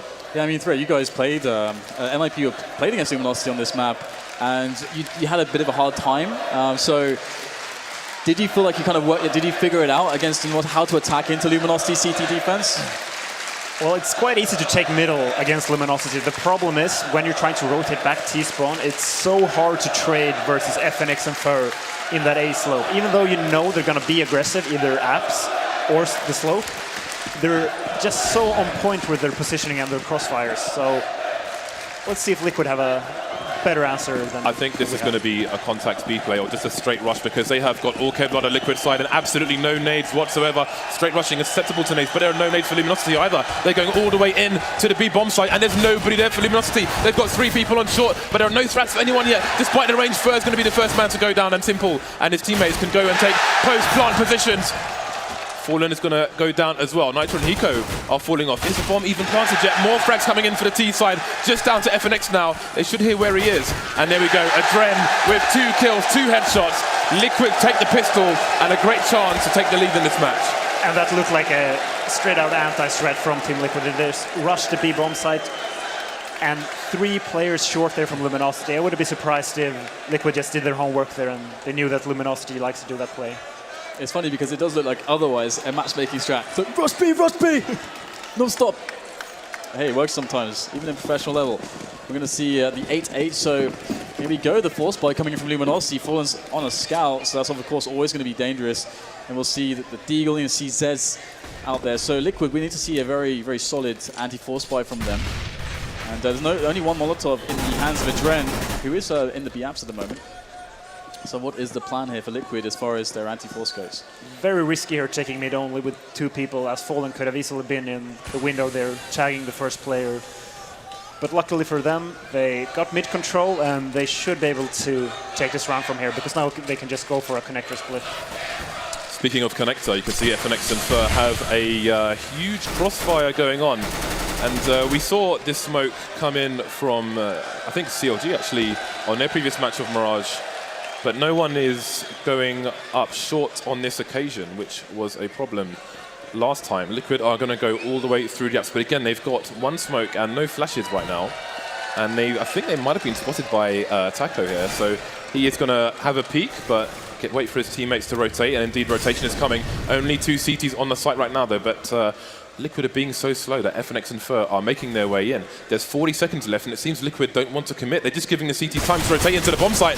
Dren's going to be the first one in and the first one to go down. Taco traded. FNX goes down as well, so it could go in Liquid's favor, but he needs to find more frags. He's running out of time to plant the bomb and clear the site at the same time. Got a Deagle and Fallen with the scout. Fallen is in the shot, and he's the last man standing. 1 versus 2 now. 1 versus 1. Hiko's been headshot, and it's down to Elige. The bomb's not even planted yet. There are 15 seconds left on the clock, and the MPs have been picked up. He's got to clutch it for his team. He is just about going to do that, but really, Liquid are playing with fire. Very risky play there from Liquid, waiting so long after Taco spotted them in that B episode. So there were almost 4 CTs on that actual site when they made the push. That is a viable play if you have Molotovs, because then you can actually Molotov the entire site, so you deny the stack, but they just waited in the windows there for, I think, at least 10 seconds. Yeah, it was almost like they hesitated about rotating, but no map control, perhaps not enough time. That's a dangerous way of playing an anti-eco. And the strange thing here is that they don't have any Molotovs, but at least they're going to go for a straight rush. And hey, they're going to roll pretty well here because Luminosity stacked the wrong bomb site. Taco's going to go down easily, and now Team Liquid have kind of auto-won this round, and they shouldn't even take any damage here. But definitely, I mean, they could certainly have run into a stack here. They didn't take any information across the map. There were no Molotovs to try to preemptively clear positions into the site. That could have been a little bit scary. Uh-oh. We've seen this before with Virtus Pro, but Cold is not going to be as successful as VP were many moons ago. No cheeky kill for Cold. Simple has gone down, but other than that, there's not much going on here for the CT side on their eco. But again, Liquid will need to have better anti-ecos, anti-force buys if they want to beat a team to the level of Luminosity then. Otherwise, they'll have to go to an anti-eco seminar with CLG. 2 very different approaches to the anti-eco here for Liquid. The first round they waited until there were 20 seconds left on the clock, and this round they just went for the straight B rush. And going for the straight B rush can actually be effective when you do it with SMGs. It's extremely hard to hold that side. The only problem is you can just run into a B stack. All right, so you can see Hiko communicating with his team there, leading the troops. Liquid taking the lead actually in this match now after that very tumultuous start in the first half, but can they keep it going now? The buy is up for Luminosity. Luminosity down on some grenades, but perhaps they can be up on the shots. Fur doing just Fur things here, trying to push the Palace. They should expect this. This guy is so aggressive, and as Threat said, you know they're going to be doing this, but it still can be so difficult to stop anyway. The players are so damn good. But Liquid actually abandoning the Slope and Palace side of the map, opting to go towards B once again, and B is going to be where Taco is defending. An M4, but no grenades. Could be tough here for Taco to hold this. He's got no support as well. If Liquid go for this, which looks like they're about to, Taco's going to have to be more than a man to defend this one. Oh, he's going to jump, but The whack-a-mole is not going to happen on this occasion. So Liquid go charging in with Hiko holding a flank. It's Taco alone. Cold is in the ladder room, coming in from short now. Is he going to get there fast enough? You've got Taco just trying to waste time for his teammate to come in, but he's going to go down. Cold goes down as well. Is this going to be a safe situation already for Luminosity? Hiko moving to top mid now. With Fur in Palace, FNX moving away from the site indeed. The CTs are going to go for the save. Will Liquid go for the hunt? FNX and Hiko going to have a meeting of the minds, it seems, towards T-spawn. And now Liquid, knowing where CTs might be saving, could go on the charge. And it seems that Luminosity aren't interested in giving Simple early frags in mid, as Fallen had the AWP, but he went over towards A with 3 players, looking into T-slope and then putting Cold in ladder room to make sure there's no boost shenanigan going on. Seems to be the way Luminosity want to play. Great decision making there from Liquid once again. They knew that they had spent a lot of money on that second round force buy, which means they don't have a lot of utility to work with this round. And you need utility on that B side to delay the push for the rotation to come in. I don't think Taco had a single nade that round. So he just went to the back of the B side and there was nothing he could do. It's pretty depressing to be in his position there. It's like, well, guess that's lost that round. That round's over then. Look at this, Simple hyping up the crowd. Simple is loving it. He needs to be supercharged by these voices. Got the fans on their feet now. So we've got a CT timeout at the moment. Luminosity 3 rounds behind the T side now. This is not where they wanted or expected to be. And they do indeed have decisions to make here, as they have managed to save 3 guns. Taco's bought full armor, including a helmet, which might not be the best idea considering the limited money, but it seems Luminosity going to buy around the rifles they have saved.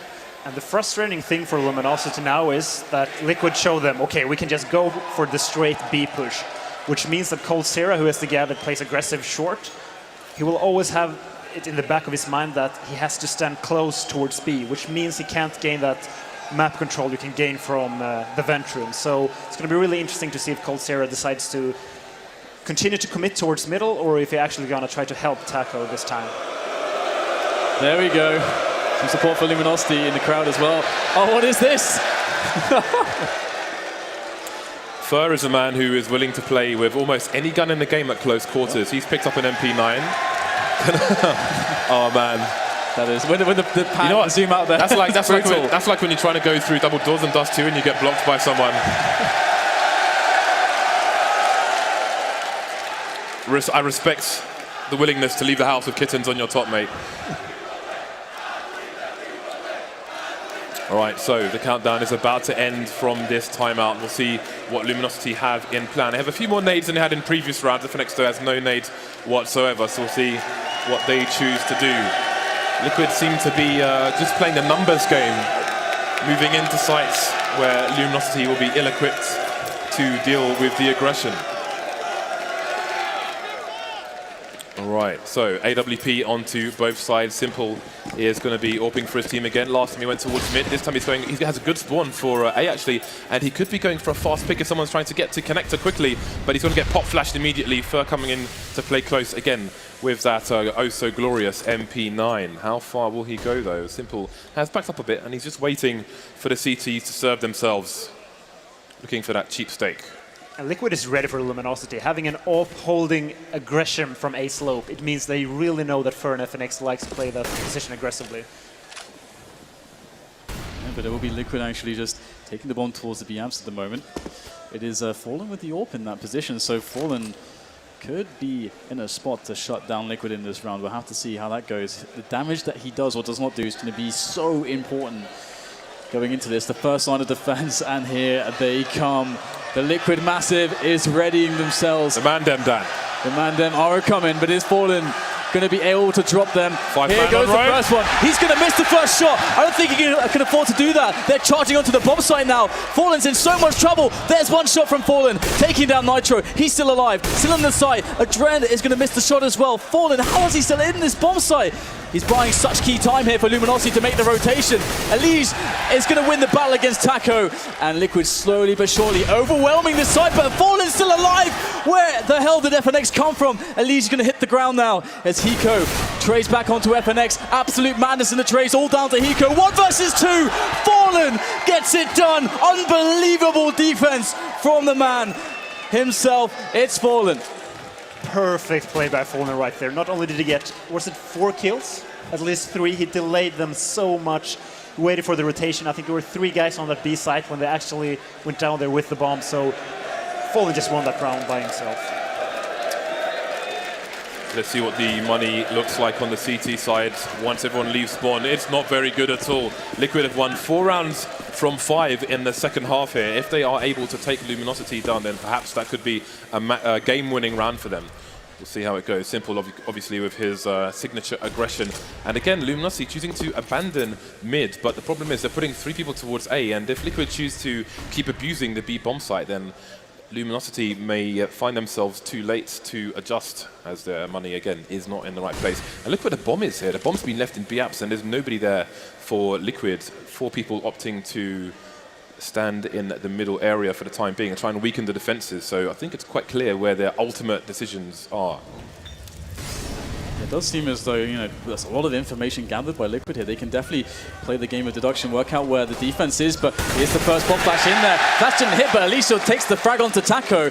Now Cole is going to have his attention towards that short area, but where are Liquid going to go? They can still go anywhere as far as Luminosity are concerned. Cold has everything to do by himself. This onslaught is going to be so overwhelming right now. Simple gets the tag onto Cold. Oh my goodness, Cold is dead. There's nothing he could do there. Aliso's going to push on forwards, and Liquid overrun that B bomb site. There's nothing Luminosity can do in this position. They've just got to sit back and hope that Liquid allow them to keep their weapons at this point. And all the gambles in this game. Luminosity went for a 3-man stack on that A side. Fallen playing the ticket position for an FNX playing aggressive, leaving Cold or Taco completely alone in that vent room. They really respect the A push there, because otherwise I don't think they would have had 3 people towards that A side. Liquid doing some masterful plays here. Both teams are trying to hard counter each other, and it's not really working out for Luminosity. They're trying to avoid Simple as much as possible. They're giving up mid. But again, they're just putting the men in the wrong place, putting 3 towards the A site here. But the retakes on B, once their defensive have gone down there, it's pretty much the round over, as we're seeing, all hiding in Palace. If they lose A, then perhaps they can try and go for the retake here. But again, they need to make adjustments. But the problem is, if they do make an adjustment and put an extra person towards B, perhaps Liquid start mixing things up and going towards A. It's a very difficult time here for Luminosity. Yeah, what Luminosity should do now is just let Fallen play that ticket position on A, play the retakes on A, and have 3 rifles playing middle aggressively from short, window, and connector, because you have fast rotations from mid, and Fallen is a great opera from the ticket position. So that would be the optimal setup for them right now. You can see Fallen is not going towards ticket. He's in fact going towards the B bomb side, the B as perhaps again. And now we'll have Liquid. There's a couple players towards slope. We haven't seen a heavy challenge there, but Simple, he's going to take down Fur. Fur, usually the king of that Palace position, will find himself meeting his demise at the hands of none other than Simple, as Simple's teammates now start to clamber their way up the slope into the A bomb site. An oppressive force has found its way into that A site in the name of Liquid, and Simple again, he gets another entry frag. What the hell are Luminosity going to do? Once again, Liquid completely crush a bomb site, and all the momentum is swinging their way. This is exactly what I said. What if Luminosity adjusts and then Liquid mix it up? And that's what's happening. This is horrible. Some consolation frags at this point for Luminosity, but really, their money is in tatters. Liquid money is not fantastic either, but the rounds are going their way. I'm sure they'll be able to pick up that AWP from Simple as well and unleash him in yet more rounds. So Liquid looking really good for the first game here. Trying to hunt some of these players down as well. Fallen must keep that AWP alive if Luminosity want to have a chance in the future rounds at the moment. He's got so much value with the incendiary on him as well. Full grenades, kit, everything. And there is the first player. I think Nitro may have spotted him. Oh, what a shot there from Fallen. Good stuff to keep himself alive in this. But this is kind of crazy. Liquid are 3 rounds away from taking map 1. If Liquid take this series, we're going to see a North American team. And if they win this map, the second map is Cash. Yeah. A map that Luminosity lost versus Virtus Pro on earlier today, so they might be looking to go into 2-0 then. It's ridiculous, isn't it? Potentially at the first North American major. I mean, we don't ever see North American teams even in the playoffs. They could be in the grand finals. Well, let's not call it too early right now, but Liquid definitely looking quite strong at the moment. Luminosity struggling a little bit. Let's see if they can adjust in this round. Force buy from Luminosity. FAMAS is all over the shop. They've got a reasonable amount of nades, but again, they're just giving up mid. Just giving it for free to the T's. And you can see Simple's just jumping around, having a look. But there's nobody to engage him here. He's going to have to search deeper to try and find some people to rip in half. Cold Zero is playing around the smoke on shore. Other than that, not much going on here for Luminosity other than Taco being isolated once again. It's a lonely, cold world over there towards the B bomb site. We've got Adren being boosted as well, so they're trying to find some sneaky angles, but again, it seems that their target is weakening the B bomb site. Look at this presence here from Liquid in middle. It's very impressive, to be honest. And Luminosity definitely feeling a bit of a peak there from Taco, but that's the last peak he's going to get to make in this round. Sent straight to the bench by Simple. Just 4 men left standing now for the Brazilian team. They still have 3 towards A. Oh, what is this? That is some solid snake stuff there from Elise, taking down Cold in the window. And once again, Liquid just going to stroll into the B bomb site. They're on segways, Dan. Luminosity. This is how many times have we seen this where they just get the bomb site and Luminosity is so far away that they can't even attempt to retake. And there's no chemistry for Luminosity in middle. They just, like, one guy was hidden in window. Another guy just took a peek by himself. There's no... They're playing scared. Yeah, exactly. They don't talk with each other. They should go like, okay, let's pop flash on 3, 1, 2, 3. Let's push middle together. Instead, they're just taking Angels one by one versus Simple, which is on point right now. Yeah, they're basically playing afraid of Simple. Like, yeah, let's not challenge him because he's good. And, well, he's extremely good. So let's just not challenge him. Just give up the middle of the map. It's not working for them. Yeah. And now they're running out of money and rounds in order to make an adjustment here. The most any of their team has is Taco with $400. Yeah, if your game plan is taking aim duels against Simple, I think you need to go back to the drawing board. That's not going to happen. Oh, there you go. At least going to take down Fallen. That is a really big loss. The AWP, once again, has been denied, and Luminosity don't have any money. They need an eco. The eco Liquid go to 15 rounds. They'll be on map point on the first map here in this semi-final. This is completely unthinkable.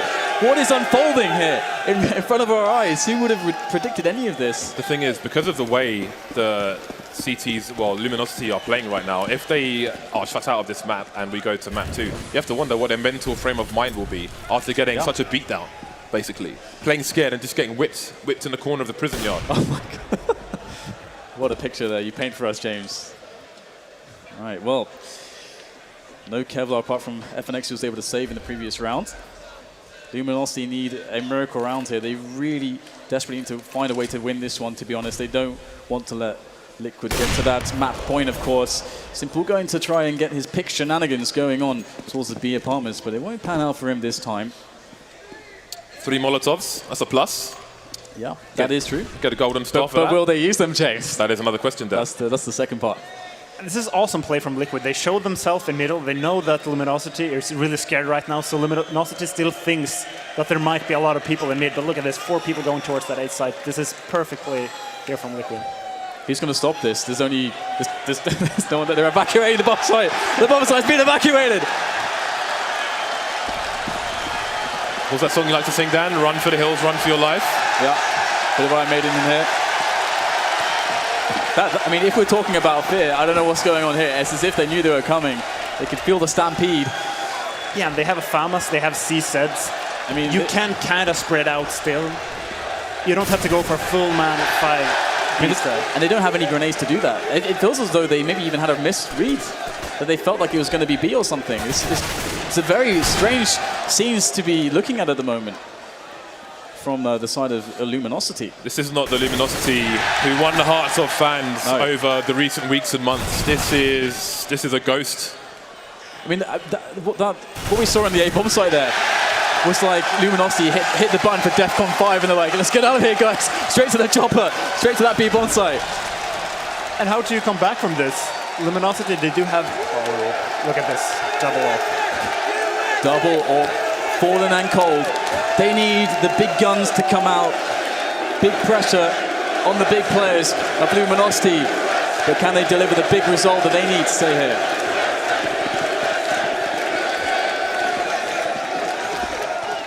Double AWPs, no armor on the CT side. Fallen and Cold Zero are in their birthday suits. They are going to need to do something big here. But again, they don't seem to really be changing their strategy. There's one man alone on the B bomb site. We've got Taco playing short, actually. And let's see, it is Cold holding an angle towards B.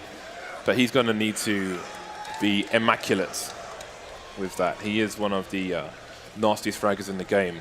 For the time being, Liquid just waiting for some desperation to come out from Luminosity, waiting for them to make a mistake.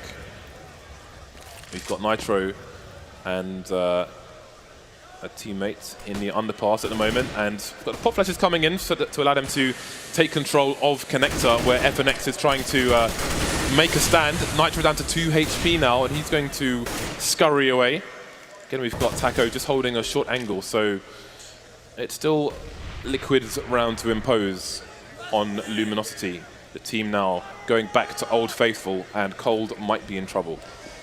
Yeah, there's a lot of pressure on him. He's got to hit these shots. We saw Fallen in this spot before, the same spot, but with much more utility to work with. Here he comes once again. The first base is a Dren. He's going to hit the ground there as Cold. Oh, what? A jumping double from Cold! What is going on right now? How does he do this?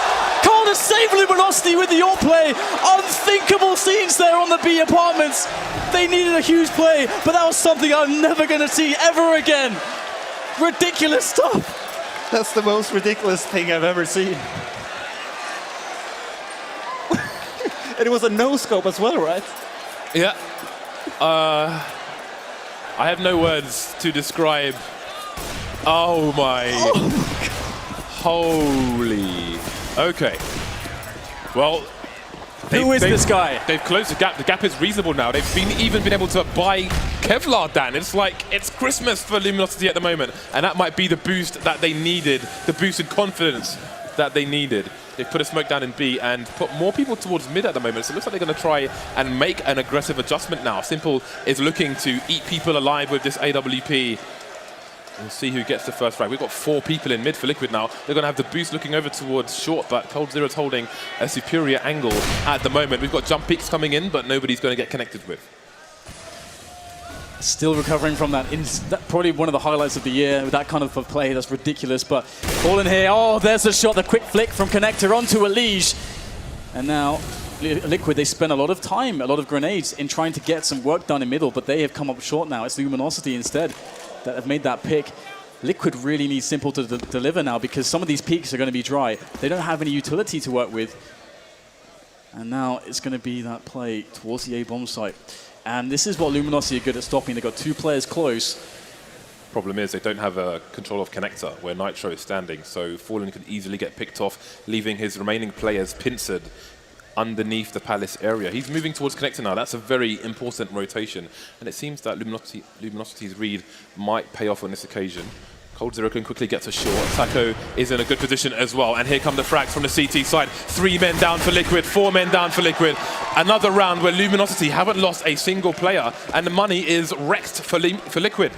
Luminosity down, but not out. They've been, you said this could be a Rocky story, getting wrecked in the corner, but now they've got all the money on their side. They've still got double AWPs and all the nades and the fuse kits. And perfect decision making there by Cole. He knew that there's no way in hell that they're going to go for that B side this round, so he just, okay, I can stand close to middle, I can hold B from vent room, which was what he did, and they had just had a perfect stack towards that A side. Well, Liquid are going back to Old Faithful themselves. They don't have much of anything going on at the moment. Only 2 players with any armor. Taco's going to get flashed though, and he's playing close with an AK. If he drops his foot to the other team, then it could get nasty. 1 man down, 2 men down. They're getting sprayed down. The garden hose is coming out. Only Simple remains. Bomb down as well. 3 rounds. Luminosity don't lose a single player. We're going to have 4 buys until they lose one, if they lose one. Really nice of Cold there, actually. There was a lot of trouble right there for Taco, despite getting 3 kills. His recall got out of control really fast. I mean, if those 2 kills don't come in from Cold, we might see a bomb plant there, actually. Yeah, and that would have made a big difference, because it's going to be a very weak buy for Liquid. only 4k on the player, so they probably went for 8k armor. And look at this. They have a few smokes and a few flashes, but not enough utility to take middle, which means, yeah, they're just going to go for the straight A push.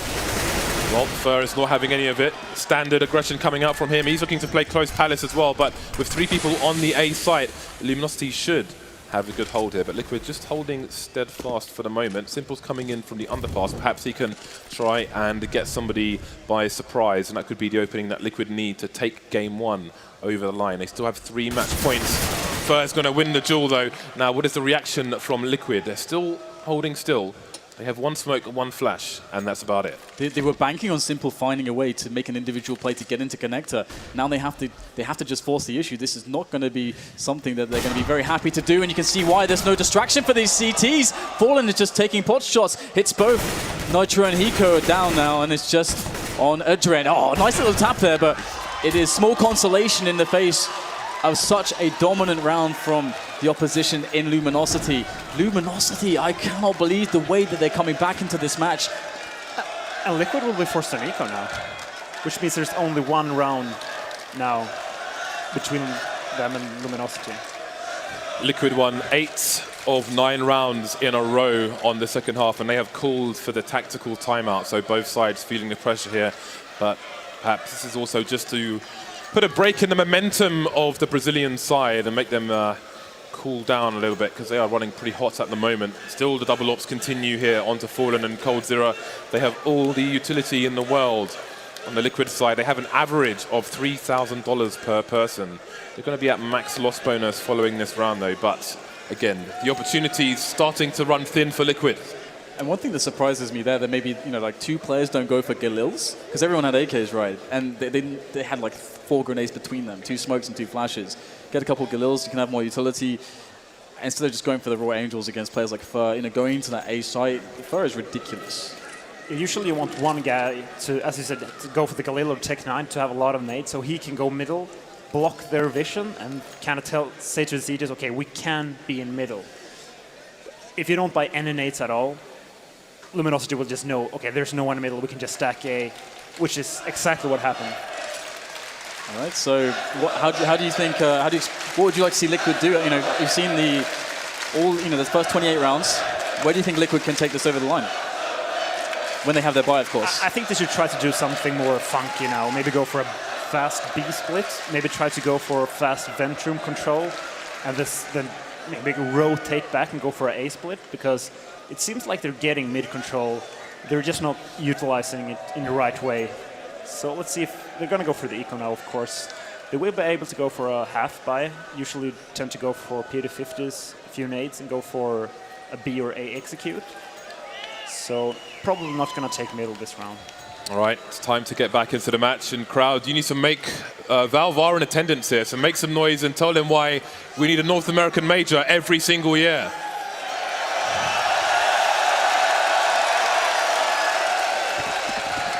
All right, 2 rounds for Liquid to take the first game. Otherwise, we are headed into overtime. We've got Deagles, we've got flashbangs on the Liquid side. We know what Simple can do with the Deagle here and there. And he is, well, there were some shenanigans attempted in mid, but he's just going to be running around. So Simple's in full FPL mode, it seems. He's going to take the peek and find out that there's an AWP on short. I think they went for that run boost peek that they do so often, also on Cash as well. You might see that in the next map, but yeah, Simple is pretty ridiculous with that Deagle, but it looks like Elite will go down initially, and they're having to do this with almost no nades, just a couple of flashbangs left. Simple's actually got armor with that Deagle, and it's not a good story here for Liquid so far. They haven't got any damage done. Luminosity holding onto these positions fairly well. Deagle comes out from Simple, but he's not quite fast enough on the draw, and that's going to be now just Eco and Nitro left to get some frags in here, get the pressure on Luminosity, but definitely not much in the way of expectations for them here at this point of the round. Yeah, and it's not even about the monetary impact at the moment, because Luminosity had 2 players with more than $10,000. Yeah. So here we go. Liquid have 1 round to take this in normal time. Let your voices be heard, guys.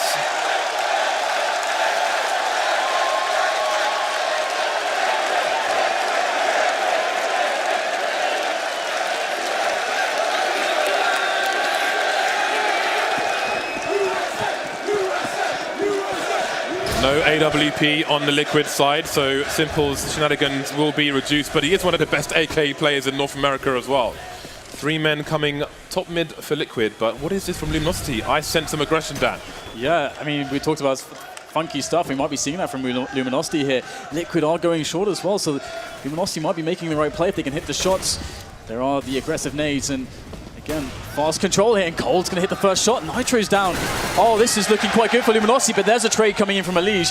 Oh, and Simple's down as well. This is looking terrible right now for Liquid. Luminosity, they will bring this all the way back to overtime. It started with the most unbelievable AWP display I have seen this year from Cold.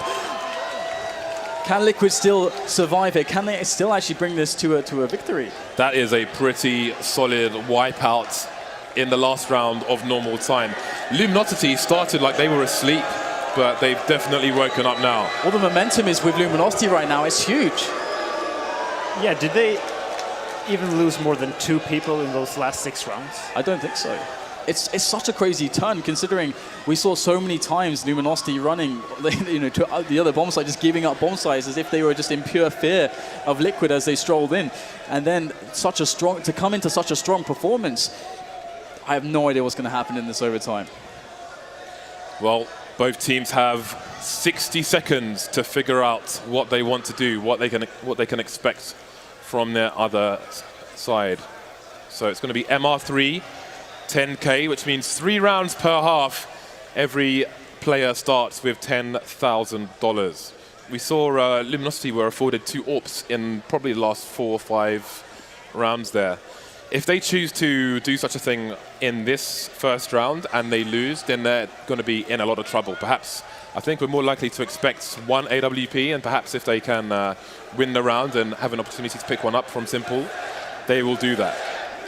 And it's so difficult to play versus Luminosity when they're in this mode, because they're just changing between being 3 people mid or 2 guys aggressive A. So it's really hard for Liquid, because if they try to go for the mid play, they might have 3 people there. If they try to go for a simple A execute right away, maybe Fer and FNX will play aggressive towards the slope. So maybe they should try to gather some intel first towards A, see, okay, is Fer and FNX, if they are here, or are they just relying on Fall and playing the ticket booth with AWP?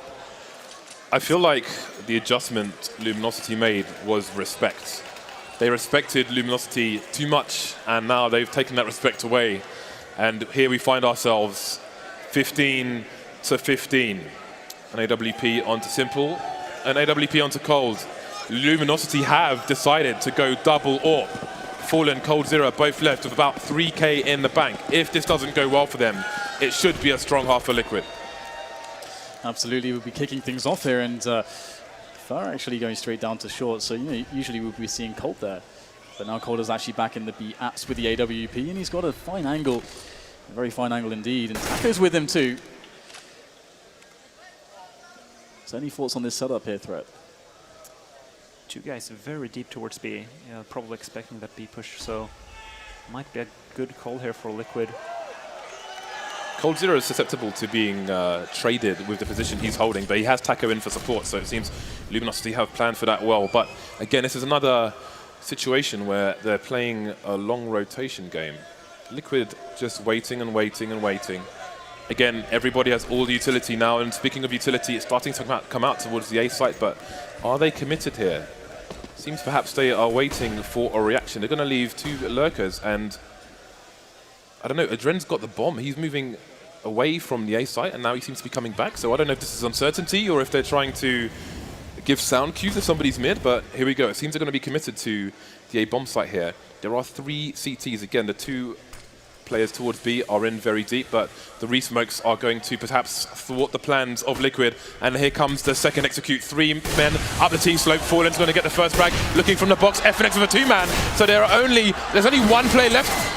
Nitro gets 1 frag, but he's down to 12 HP. He's got a lot of work to do here. The rotation's coming in as well. Time is of the essence. He needs headshots. He's not going to find them. And that was a very odd round by Liquid. They used all their utility, and then they just waited. And they didn't try to go for a double fake because they didn't have a single player in B apps. I don't know, maybe they have some weird read from some demo, but because otherwise I have no idea what they tried to do there. Adren was like the first man rotating away from A, and he had the bomb. So I don't know what the plan was there. Maybe a miscommunication, but here we go. The first round goes to Luminosity, and that's an important round again with their investment of double AWPs. That is a huge win, only losing one player. So now once again, just a slow round, slow mid-tick coming in from Liquid. And you have, of course, left the bomb by Slope. So they have players all over the place. This actually does look like a typical setup to try to get the A attack going, the triple pronged attack. They could try to secure a man into connector and then rotate back through T-spawn and hit the A bomb site hard. We'll have to see what their success will be and if they'll be able to get any entries along the way. Luminosity are playing pretty close to connector, and there's the flash through, but oh, the flash was a team flash, and that's going to be the frag onto FNX. Cold, very important kill there, coming in from short as the push is now on the site. Fallen, he has to hit these shots. There's the first one, but there's still more players. It's going to be simple trying to get the bomb plant here, but he's aware that he hasn't got much in the way of cover. The smoke is going to have to do for now, and there is the frag from Cold once again, coming in onto Elige. Simple and Hiko, dynamic duo, have to get this done. Simple retreating back to Tetris. Hiko not in a good position there in the corner of the bomb site. Simple must be on point, looking for the first shot. There's the flick, he's going to miss this time. And these Luminosity players are getting really close now. Hiko getting the spray in the back of Taco. Still more players coming, he's not got much in the way of bullets left. And there's the frag from Fur. Liquid will lose this round to a defuse. And I think you're completely right, James. It seems like Liquid is just respecting Luminosity way too much right now, and they're not hitting their shots. Simple had at least 3 shots that I think he would have hit earlier in this match. Also, Nitro just ran into CTA with no flash from a teammate. He had 2, maybe 3 teammates on the site. No one flashes for him. He just runs into the crosshair and gets absolutely wrecked for it. So now Luminosity, after one of the worst starts I've seen at a major, have a 2-round lead, and Liquid might go 0-3 if they don't get their heads back into the game. Funnily enough, look at the economy. They've only got 3 rifles, and it seems it might be a fast B play again.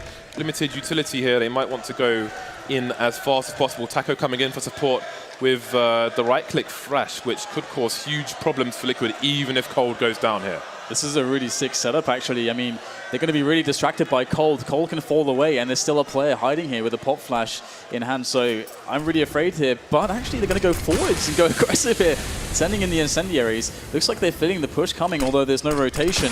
That nade shouldn't hit anything, I don't think. And it feels as if only, you know, obviously we have all the information, but if only they'd waited, then it looks like they're going to get the push anyway. In come all the players. Taco, oh no, he's going to go down straight away. Team frag coming in. Cold is in an awful position with this. Oh no! Misses a no-scope, but finally gets it. They didn't know he was there. They still are scrambling on the bomb site. Elige will finally take him down. 2 versus 2. Make that a 1 versus 2. Hiko, everything on his shoulders. Gets the 1-on-1. That's fallen down. Now the 1-on-1 against FNX. Hiko scanning around. He doesn't know where he is just yet. He could be absolutely anywhere. There's the spot. Still plenty of time for Hiko to play with.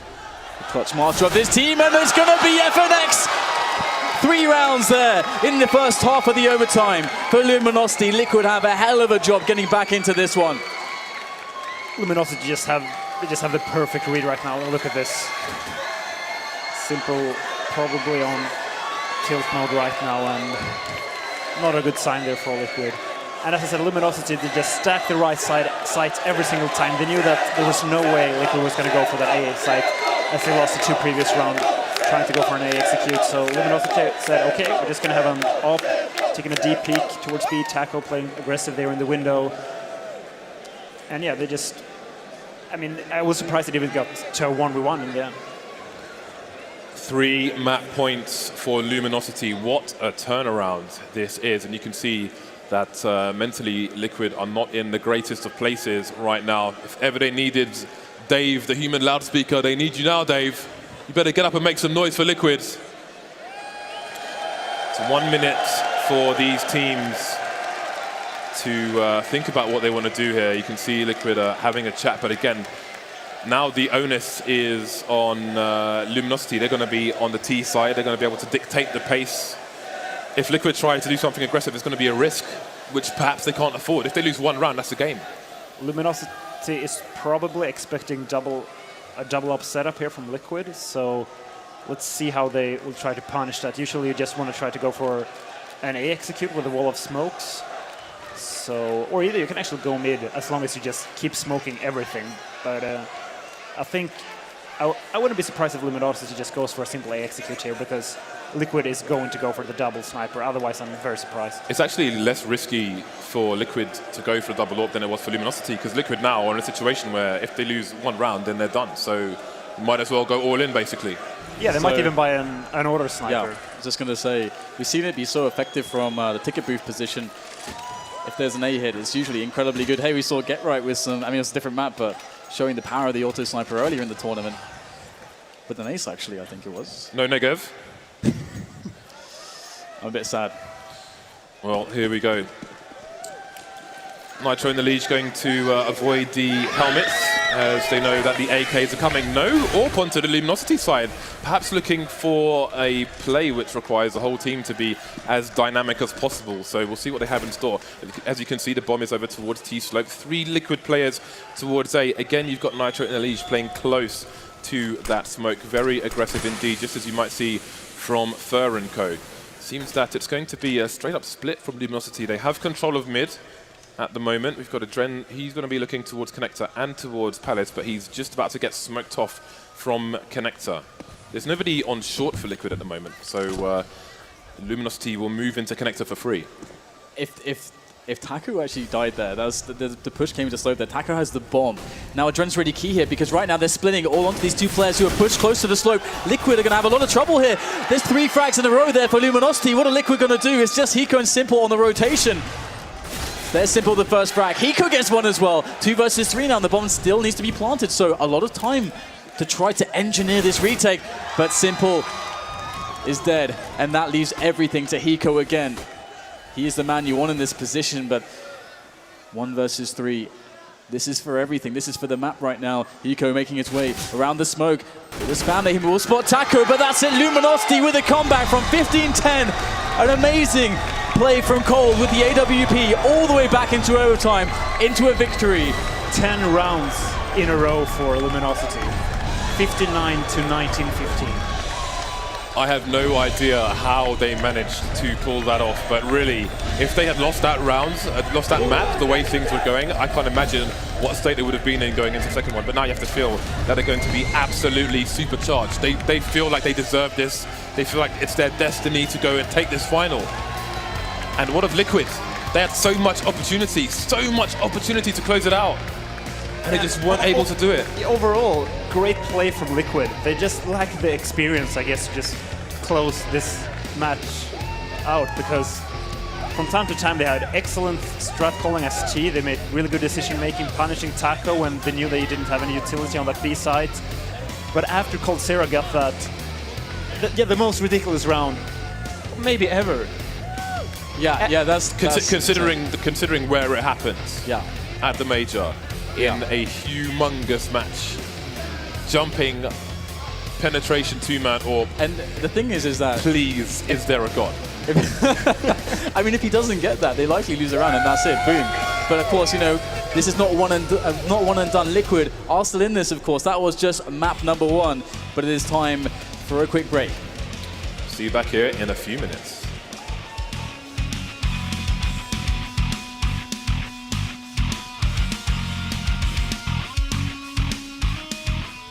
They know me as the headshot machine. They know me from the highlights they see. They know me from the matches they watch. They talk about my one-taps. And I think for me, aiming is so easy. I just go into a match and that's it. But my aim, it comes from more than just the game. For me, aim, it is about precision. This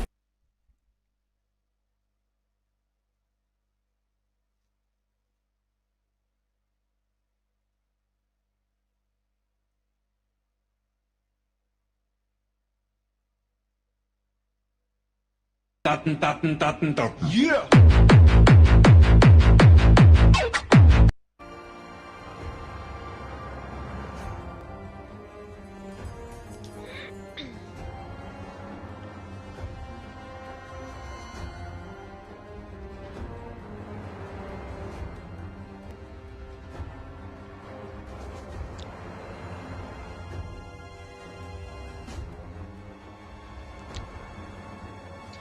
Halo semuanya, hey, kita ketemu lagi. Seperti biasa aku main Mobile Legends dan seperti biasa juga aku push rank. Hai semuanya, apa kabar guys? Semoga hari ini menyenangkan buat kalian semuanya dan bahagia selalu.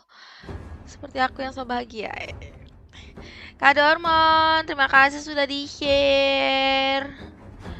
Pagi juga Kak Hafid, Kak Aldut, hey, Kak Sunandi, Kak Hafid, terima kasih sudah di-share. Libur bintang ya Kak, ya gak apa-apa Kak, yang penting Kakak bisa mampir dan nontonin aku. Kak Rehan, Kak Ismun, Kak Abdul, Kak Jafar, hai. Kak Alvaro, Kak Martin, hey, aku sapain dulu ya guys. Kak Jo, terima kasih sudah di-share. Kak Wandi, hey.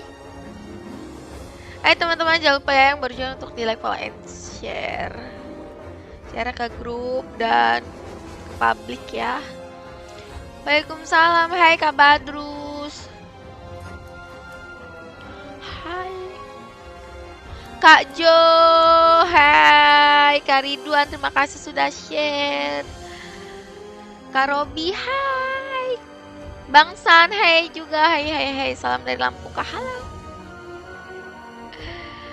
Waalaikumsalam, maaf baru hadir. Hai Kak Dormon, waalaikumsalam. Terima kasih sudah mampir, terima kasih juga sudah di-share. Gas cegas, tong hilap kopian.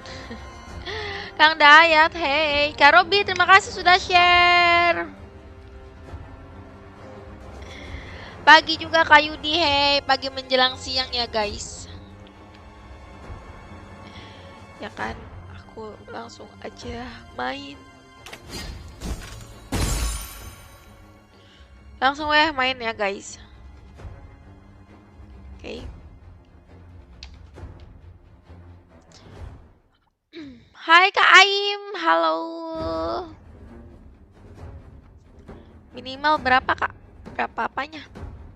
Share-nya, kalau share-nya itu sebanyak-banyaknya.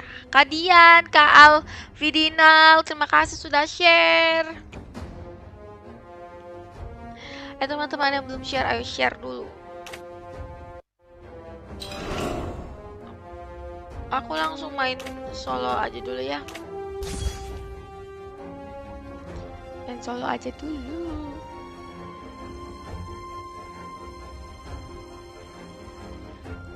Solo rank guys seperti biasa ya kan? Ya kan?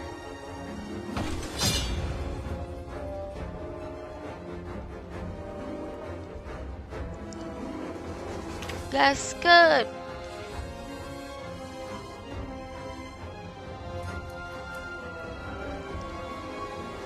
Gas. Ada Sariawan tuh guys. Sariawan. Pakai Lunox Kak. Oke. Bentar ya. Request aja dulu guys. Ayo request pakai hero apa? Kalian komen request hero-nya. The enemy is banning. Welcome yang baru join ya guys, jangan lupa untuk subscribe-nya. Hey, waalaikumsalam Kak Bahar. Salam dari Malaysia Kak. Hai Malaysia, how are you? Pakai hero apa nih? Guinevere kah? Nggak.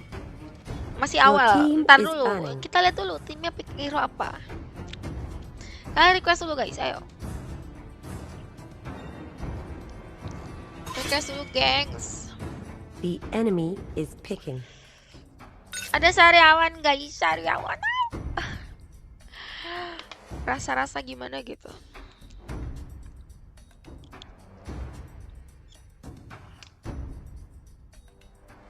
Paris. Your team is picking. Pakai Guinevere Kak. Ada Harit loh. Pakai Johnson ya. Lolita. Pakai hero apa tuh? Hero Lord mana ada? Pakai Nana. Nana tuh hero nggak meta di Mythic Kak. Apalagi ada Harit, auto dibantai Nana. Ayo teman-teman coba untuk di like, kalian share ya. Ayo share Kak Izal, Kak Ahmad, Kak Ranu, Kang Dayat, Kak Yadin. Terima kasih sudah share. Ayo yang belum share, share dulu. Share.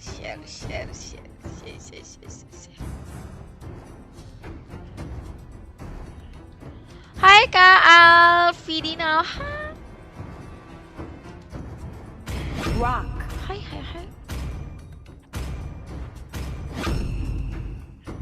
Please pick Ada yang a nanya hero. pipi aku kenapa nggak sih? Pipi aku lagi pakai totol biasalah. Pakai totol guys.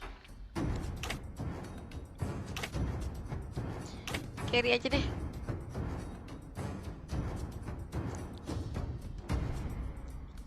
Carry atau Bruno?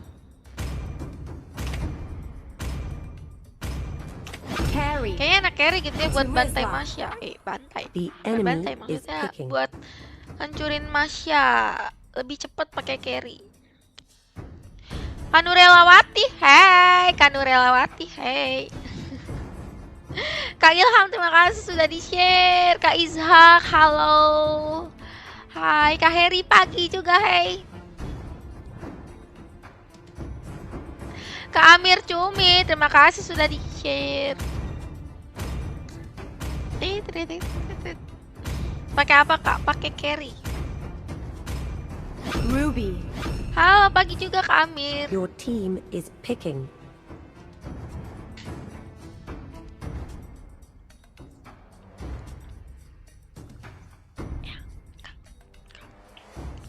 Enggak. Waalaikumsalam siang bah. Hai Kak Fikars. Hai Tayo.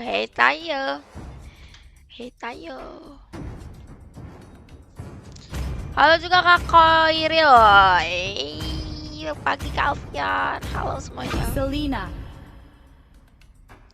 Selina, wih. Selenanya dari skinnya si GG guys. Berarti bisa lah ya. Jadikan harapan bangsa. Halo, pagi juga salapan metuayah kieu. Mantul. Mabaran ntar ya Kak. Ntar ya, aku belum open mabar, oke? Live di YouTube nggak? Iya.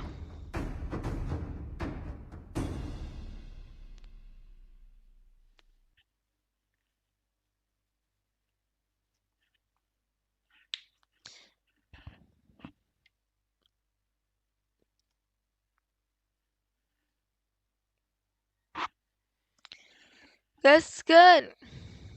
Rank apa Kak? Ranknya mythic. Di mythic guys. Ayo teman-teman like, follow, dan share ya. Lupa ya, jangan lupa subscribe ya juga buat yang belum subscribe. Welcome. Kemarin gak live. Kemarin live aku live 5 pagi. seconds till the enemy reaches the battlefield. Smash them.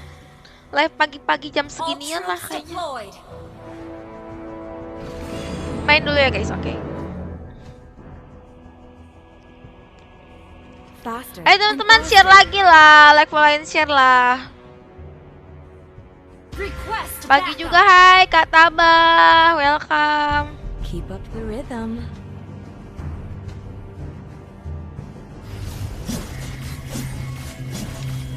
Tebak dulu, geng. Kalau carry itu di awal itu ngebuffnya bisa followan aja. Enak guys, biar cepet. To be or not to be. Request backup.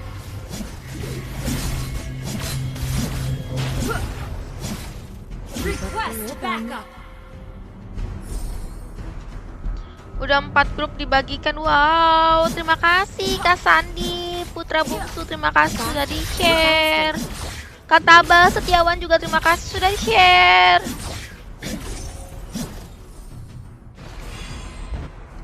Launch attack. Request backup. Mundur, udah dapet pomang. Keep up the rhythm.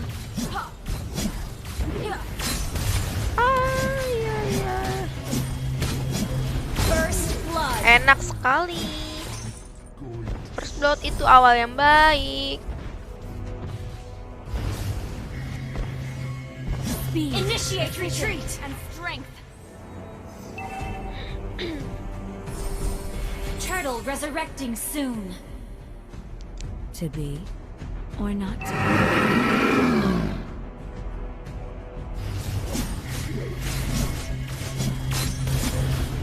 Ini di atas rame amat. Faster and faster. Tas lawannya Masya. Initiate retreat.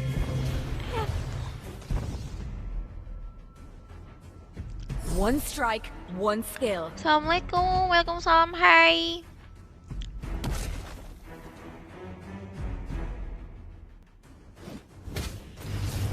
Keep up the rhythm.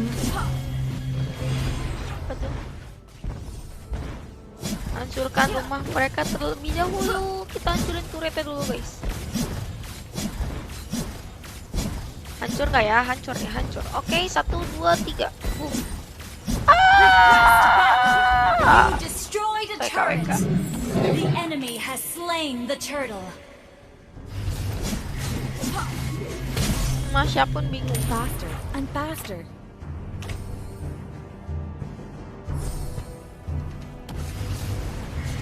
Keep up the rhythm. Initiate retreat. Aing. You have been slain. Bang, datang semua itu, gila. Enemy double kill. Datang semuanya, tolong. Nah, mati Ruby. Iya, nggak kena Loli. Iya, nggak bisa kabur lagi, bang. Enemy has been slain.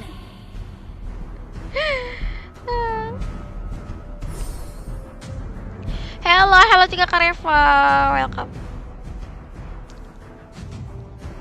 Rencana top fansku hilang. Wah, kenapa bisa hilang, Kak Hafid?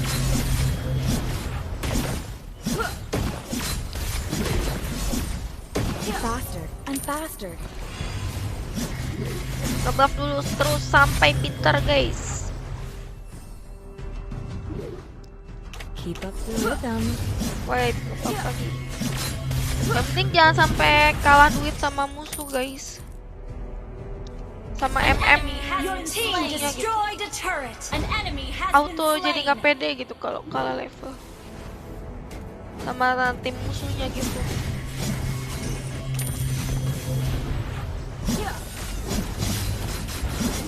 Speed, precision. An enemy has been slain. Your team destroyed a turret. Sedap, Harit, sedap. Faster and faster. Iya. Turtle resurrecting soon. Our turret has been destroyed.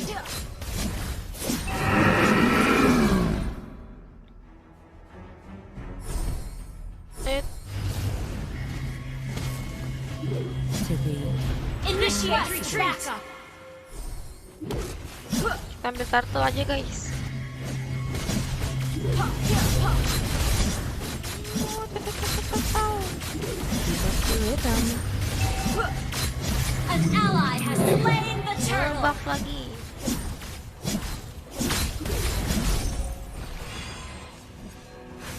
Speed, precision, and strength.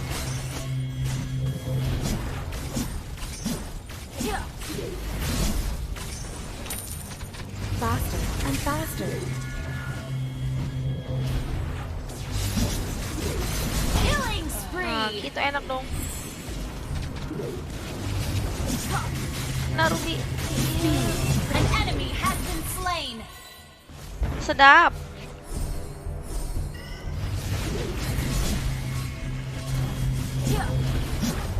Ih, tanknya jadi empuk loh, gila keren.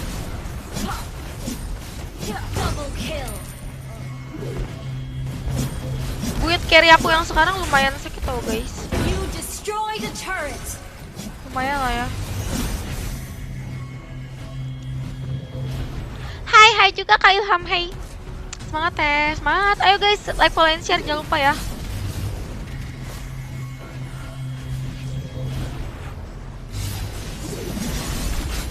Mega kill. An ally has been slain. An enemy has been slain. Shut down. Ini grok. Speed, precision, and strength. Ay. Killing spree. Mereka. Launch attack.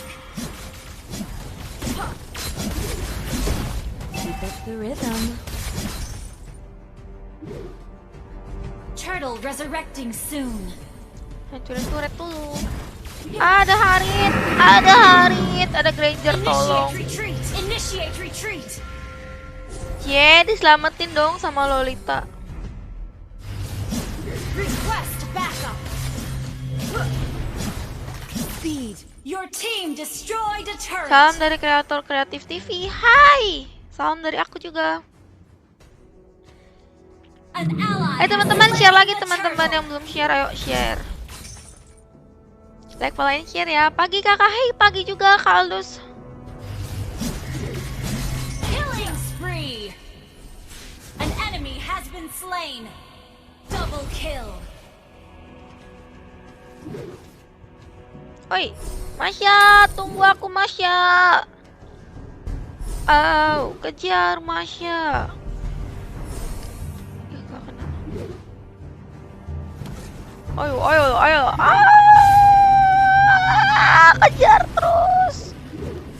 Kejar terus, bosku. Akhirnya kena lele. Mega kill. Dikejar-kejar Mas ya ampun. Sadis.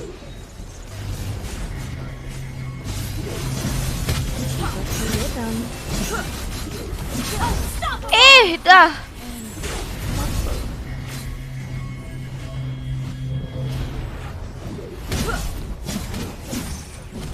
Launch attack. One strike, one kill.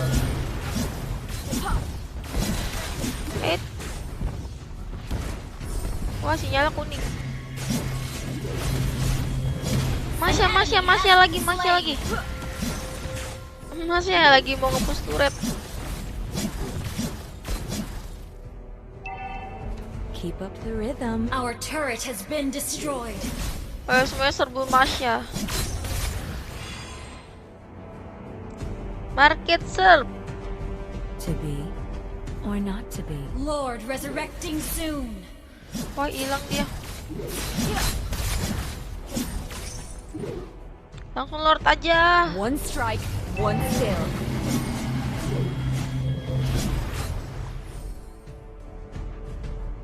Initiate retreat. Launch attack. Faster and faster.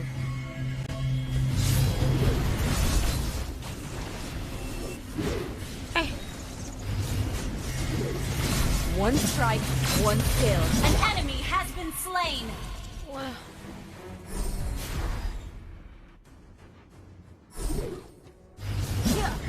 Faster and faster. An enemy has been slain. Aku ngelord aja deh.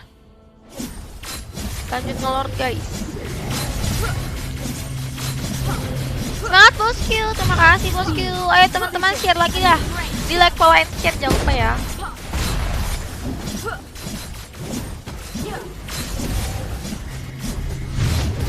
An ally has slain Lord. Killing spree.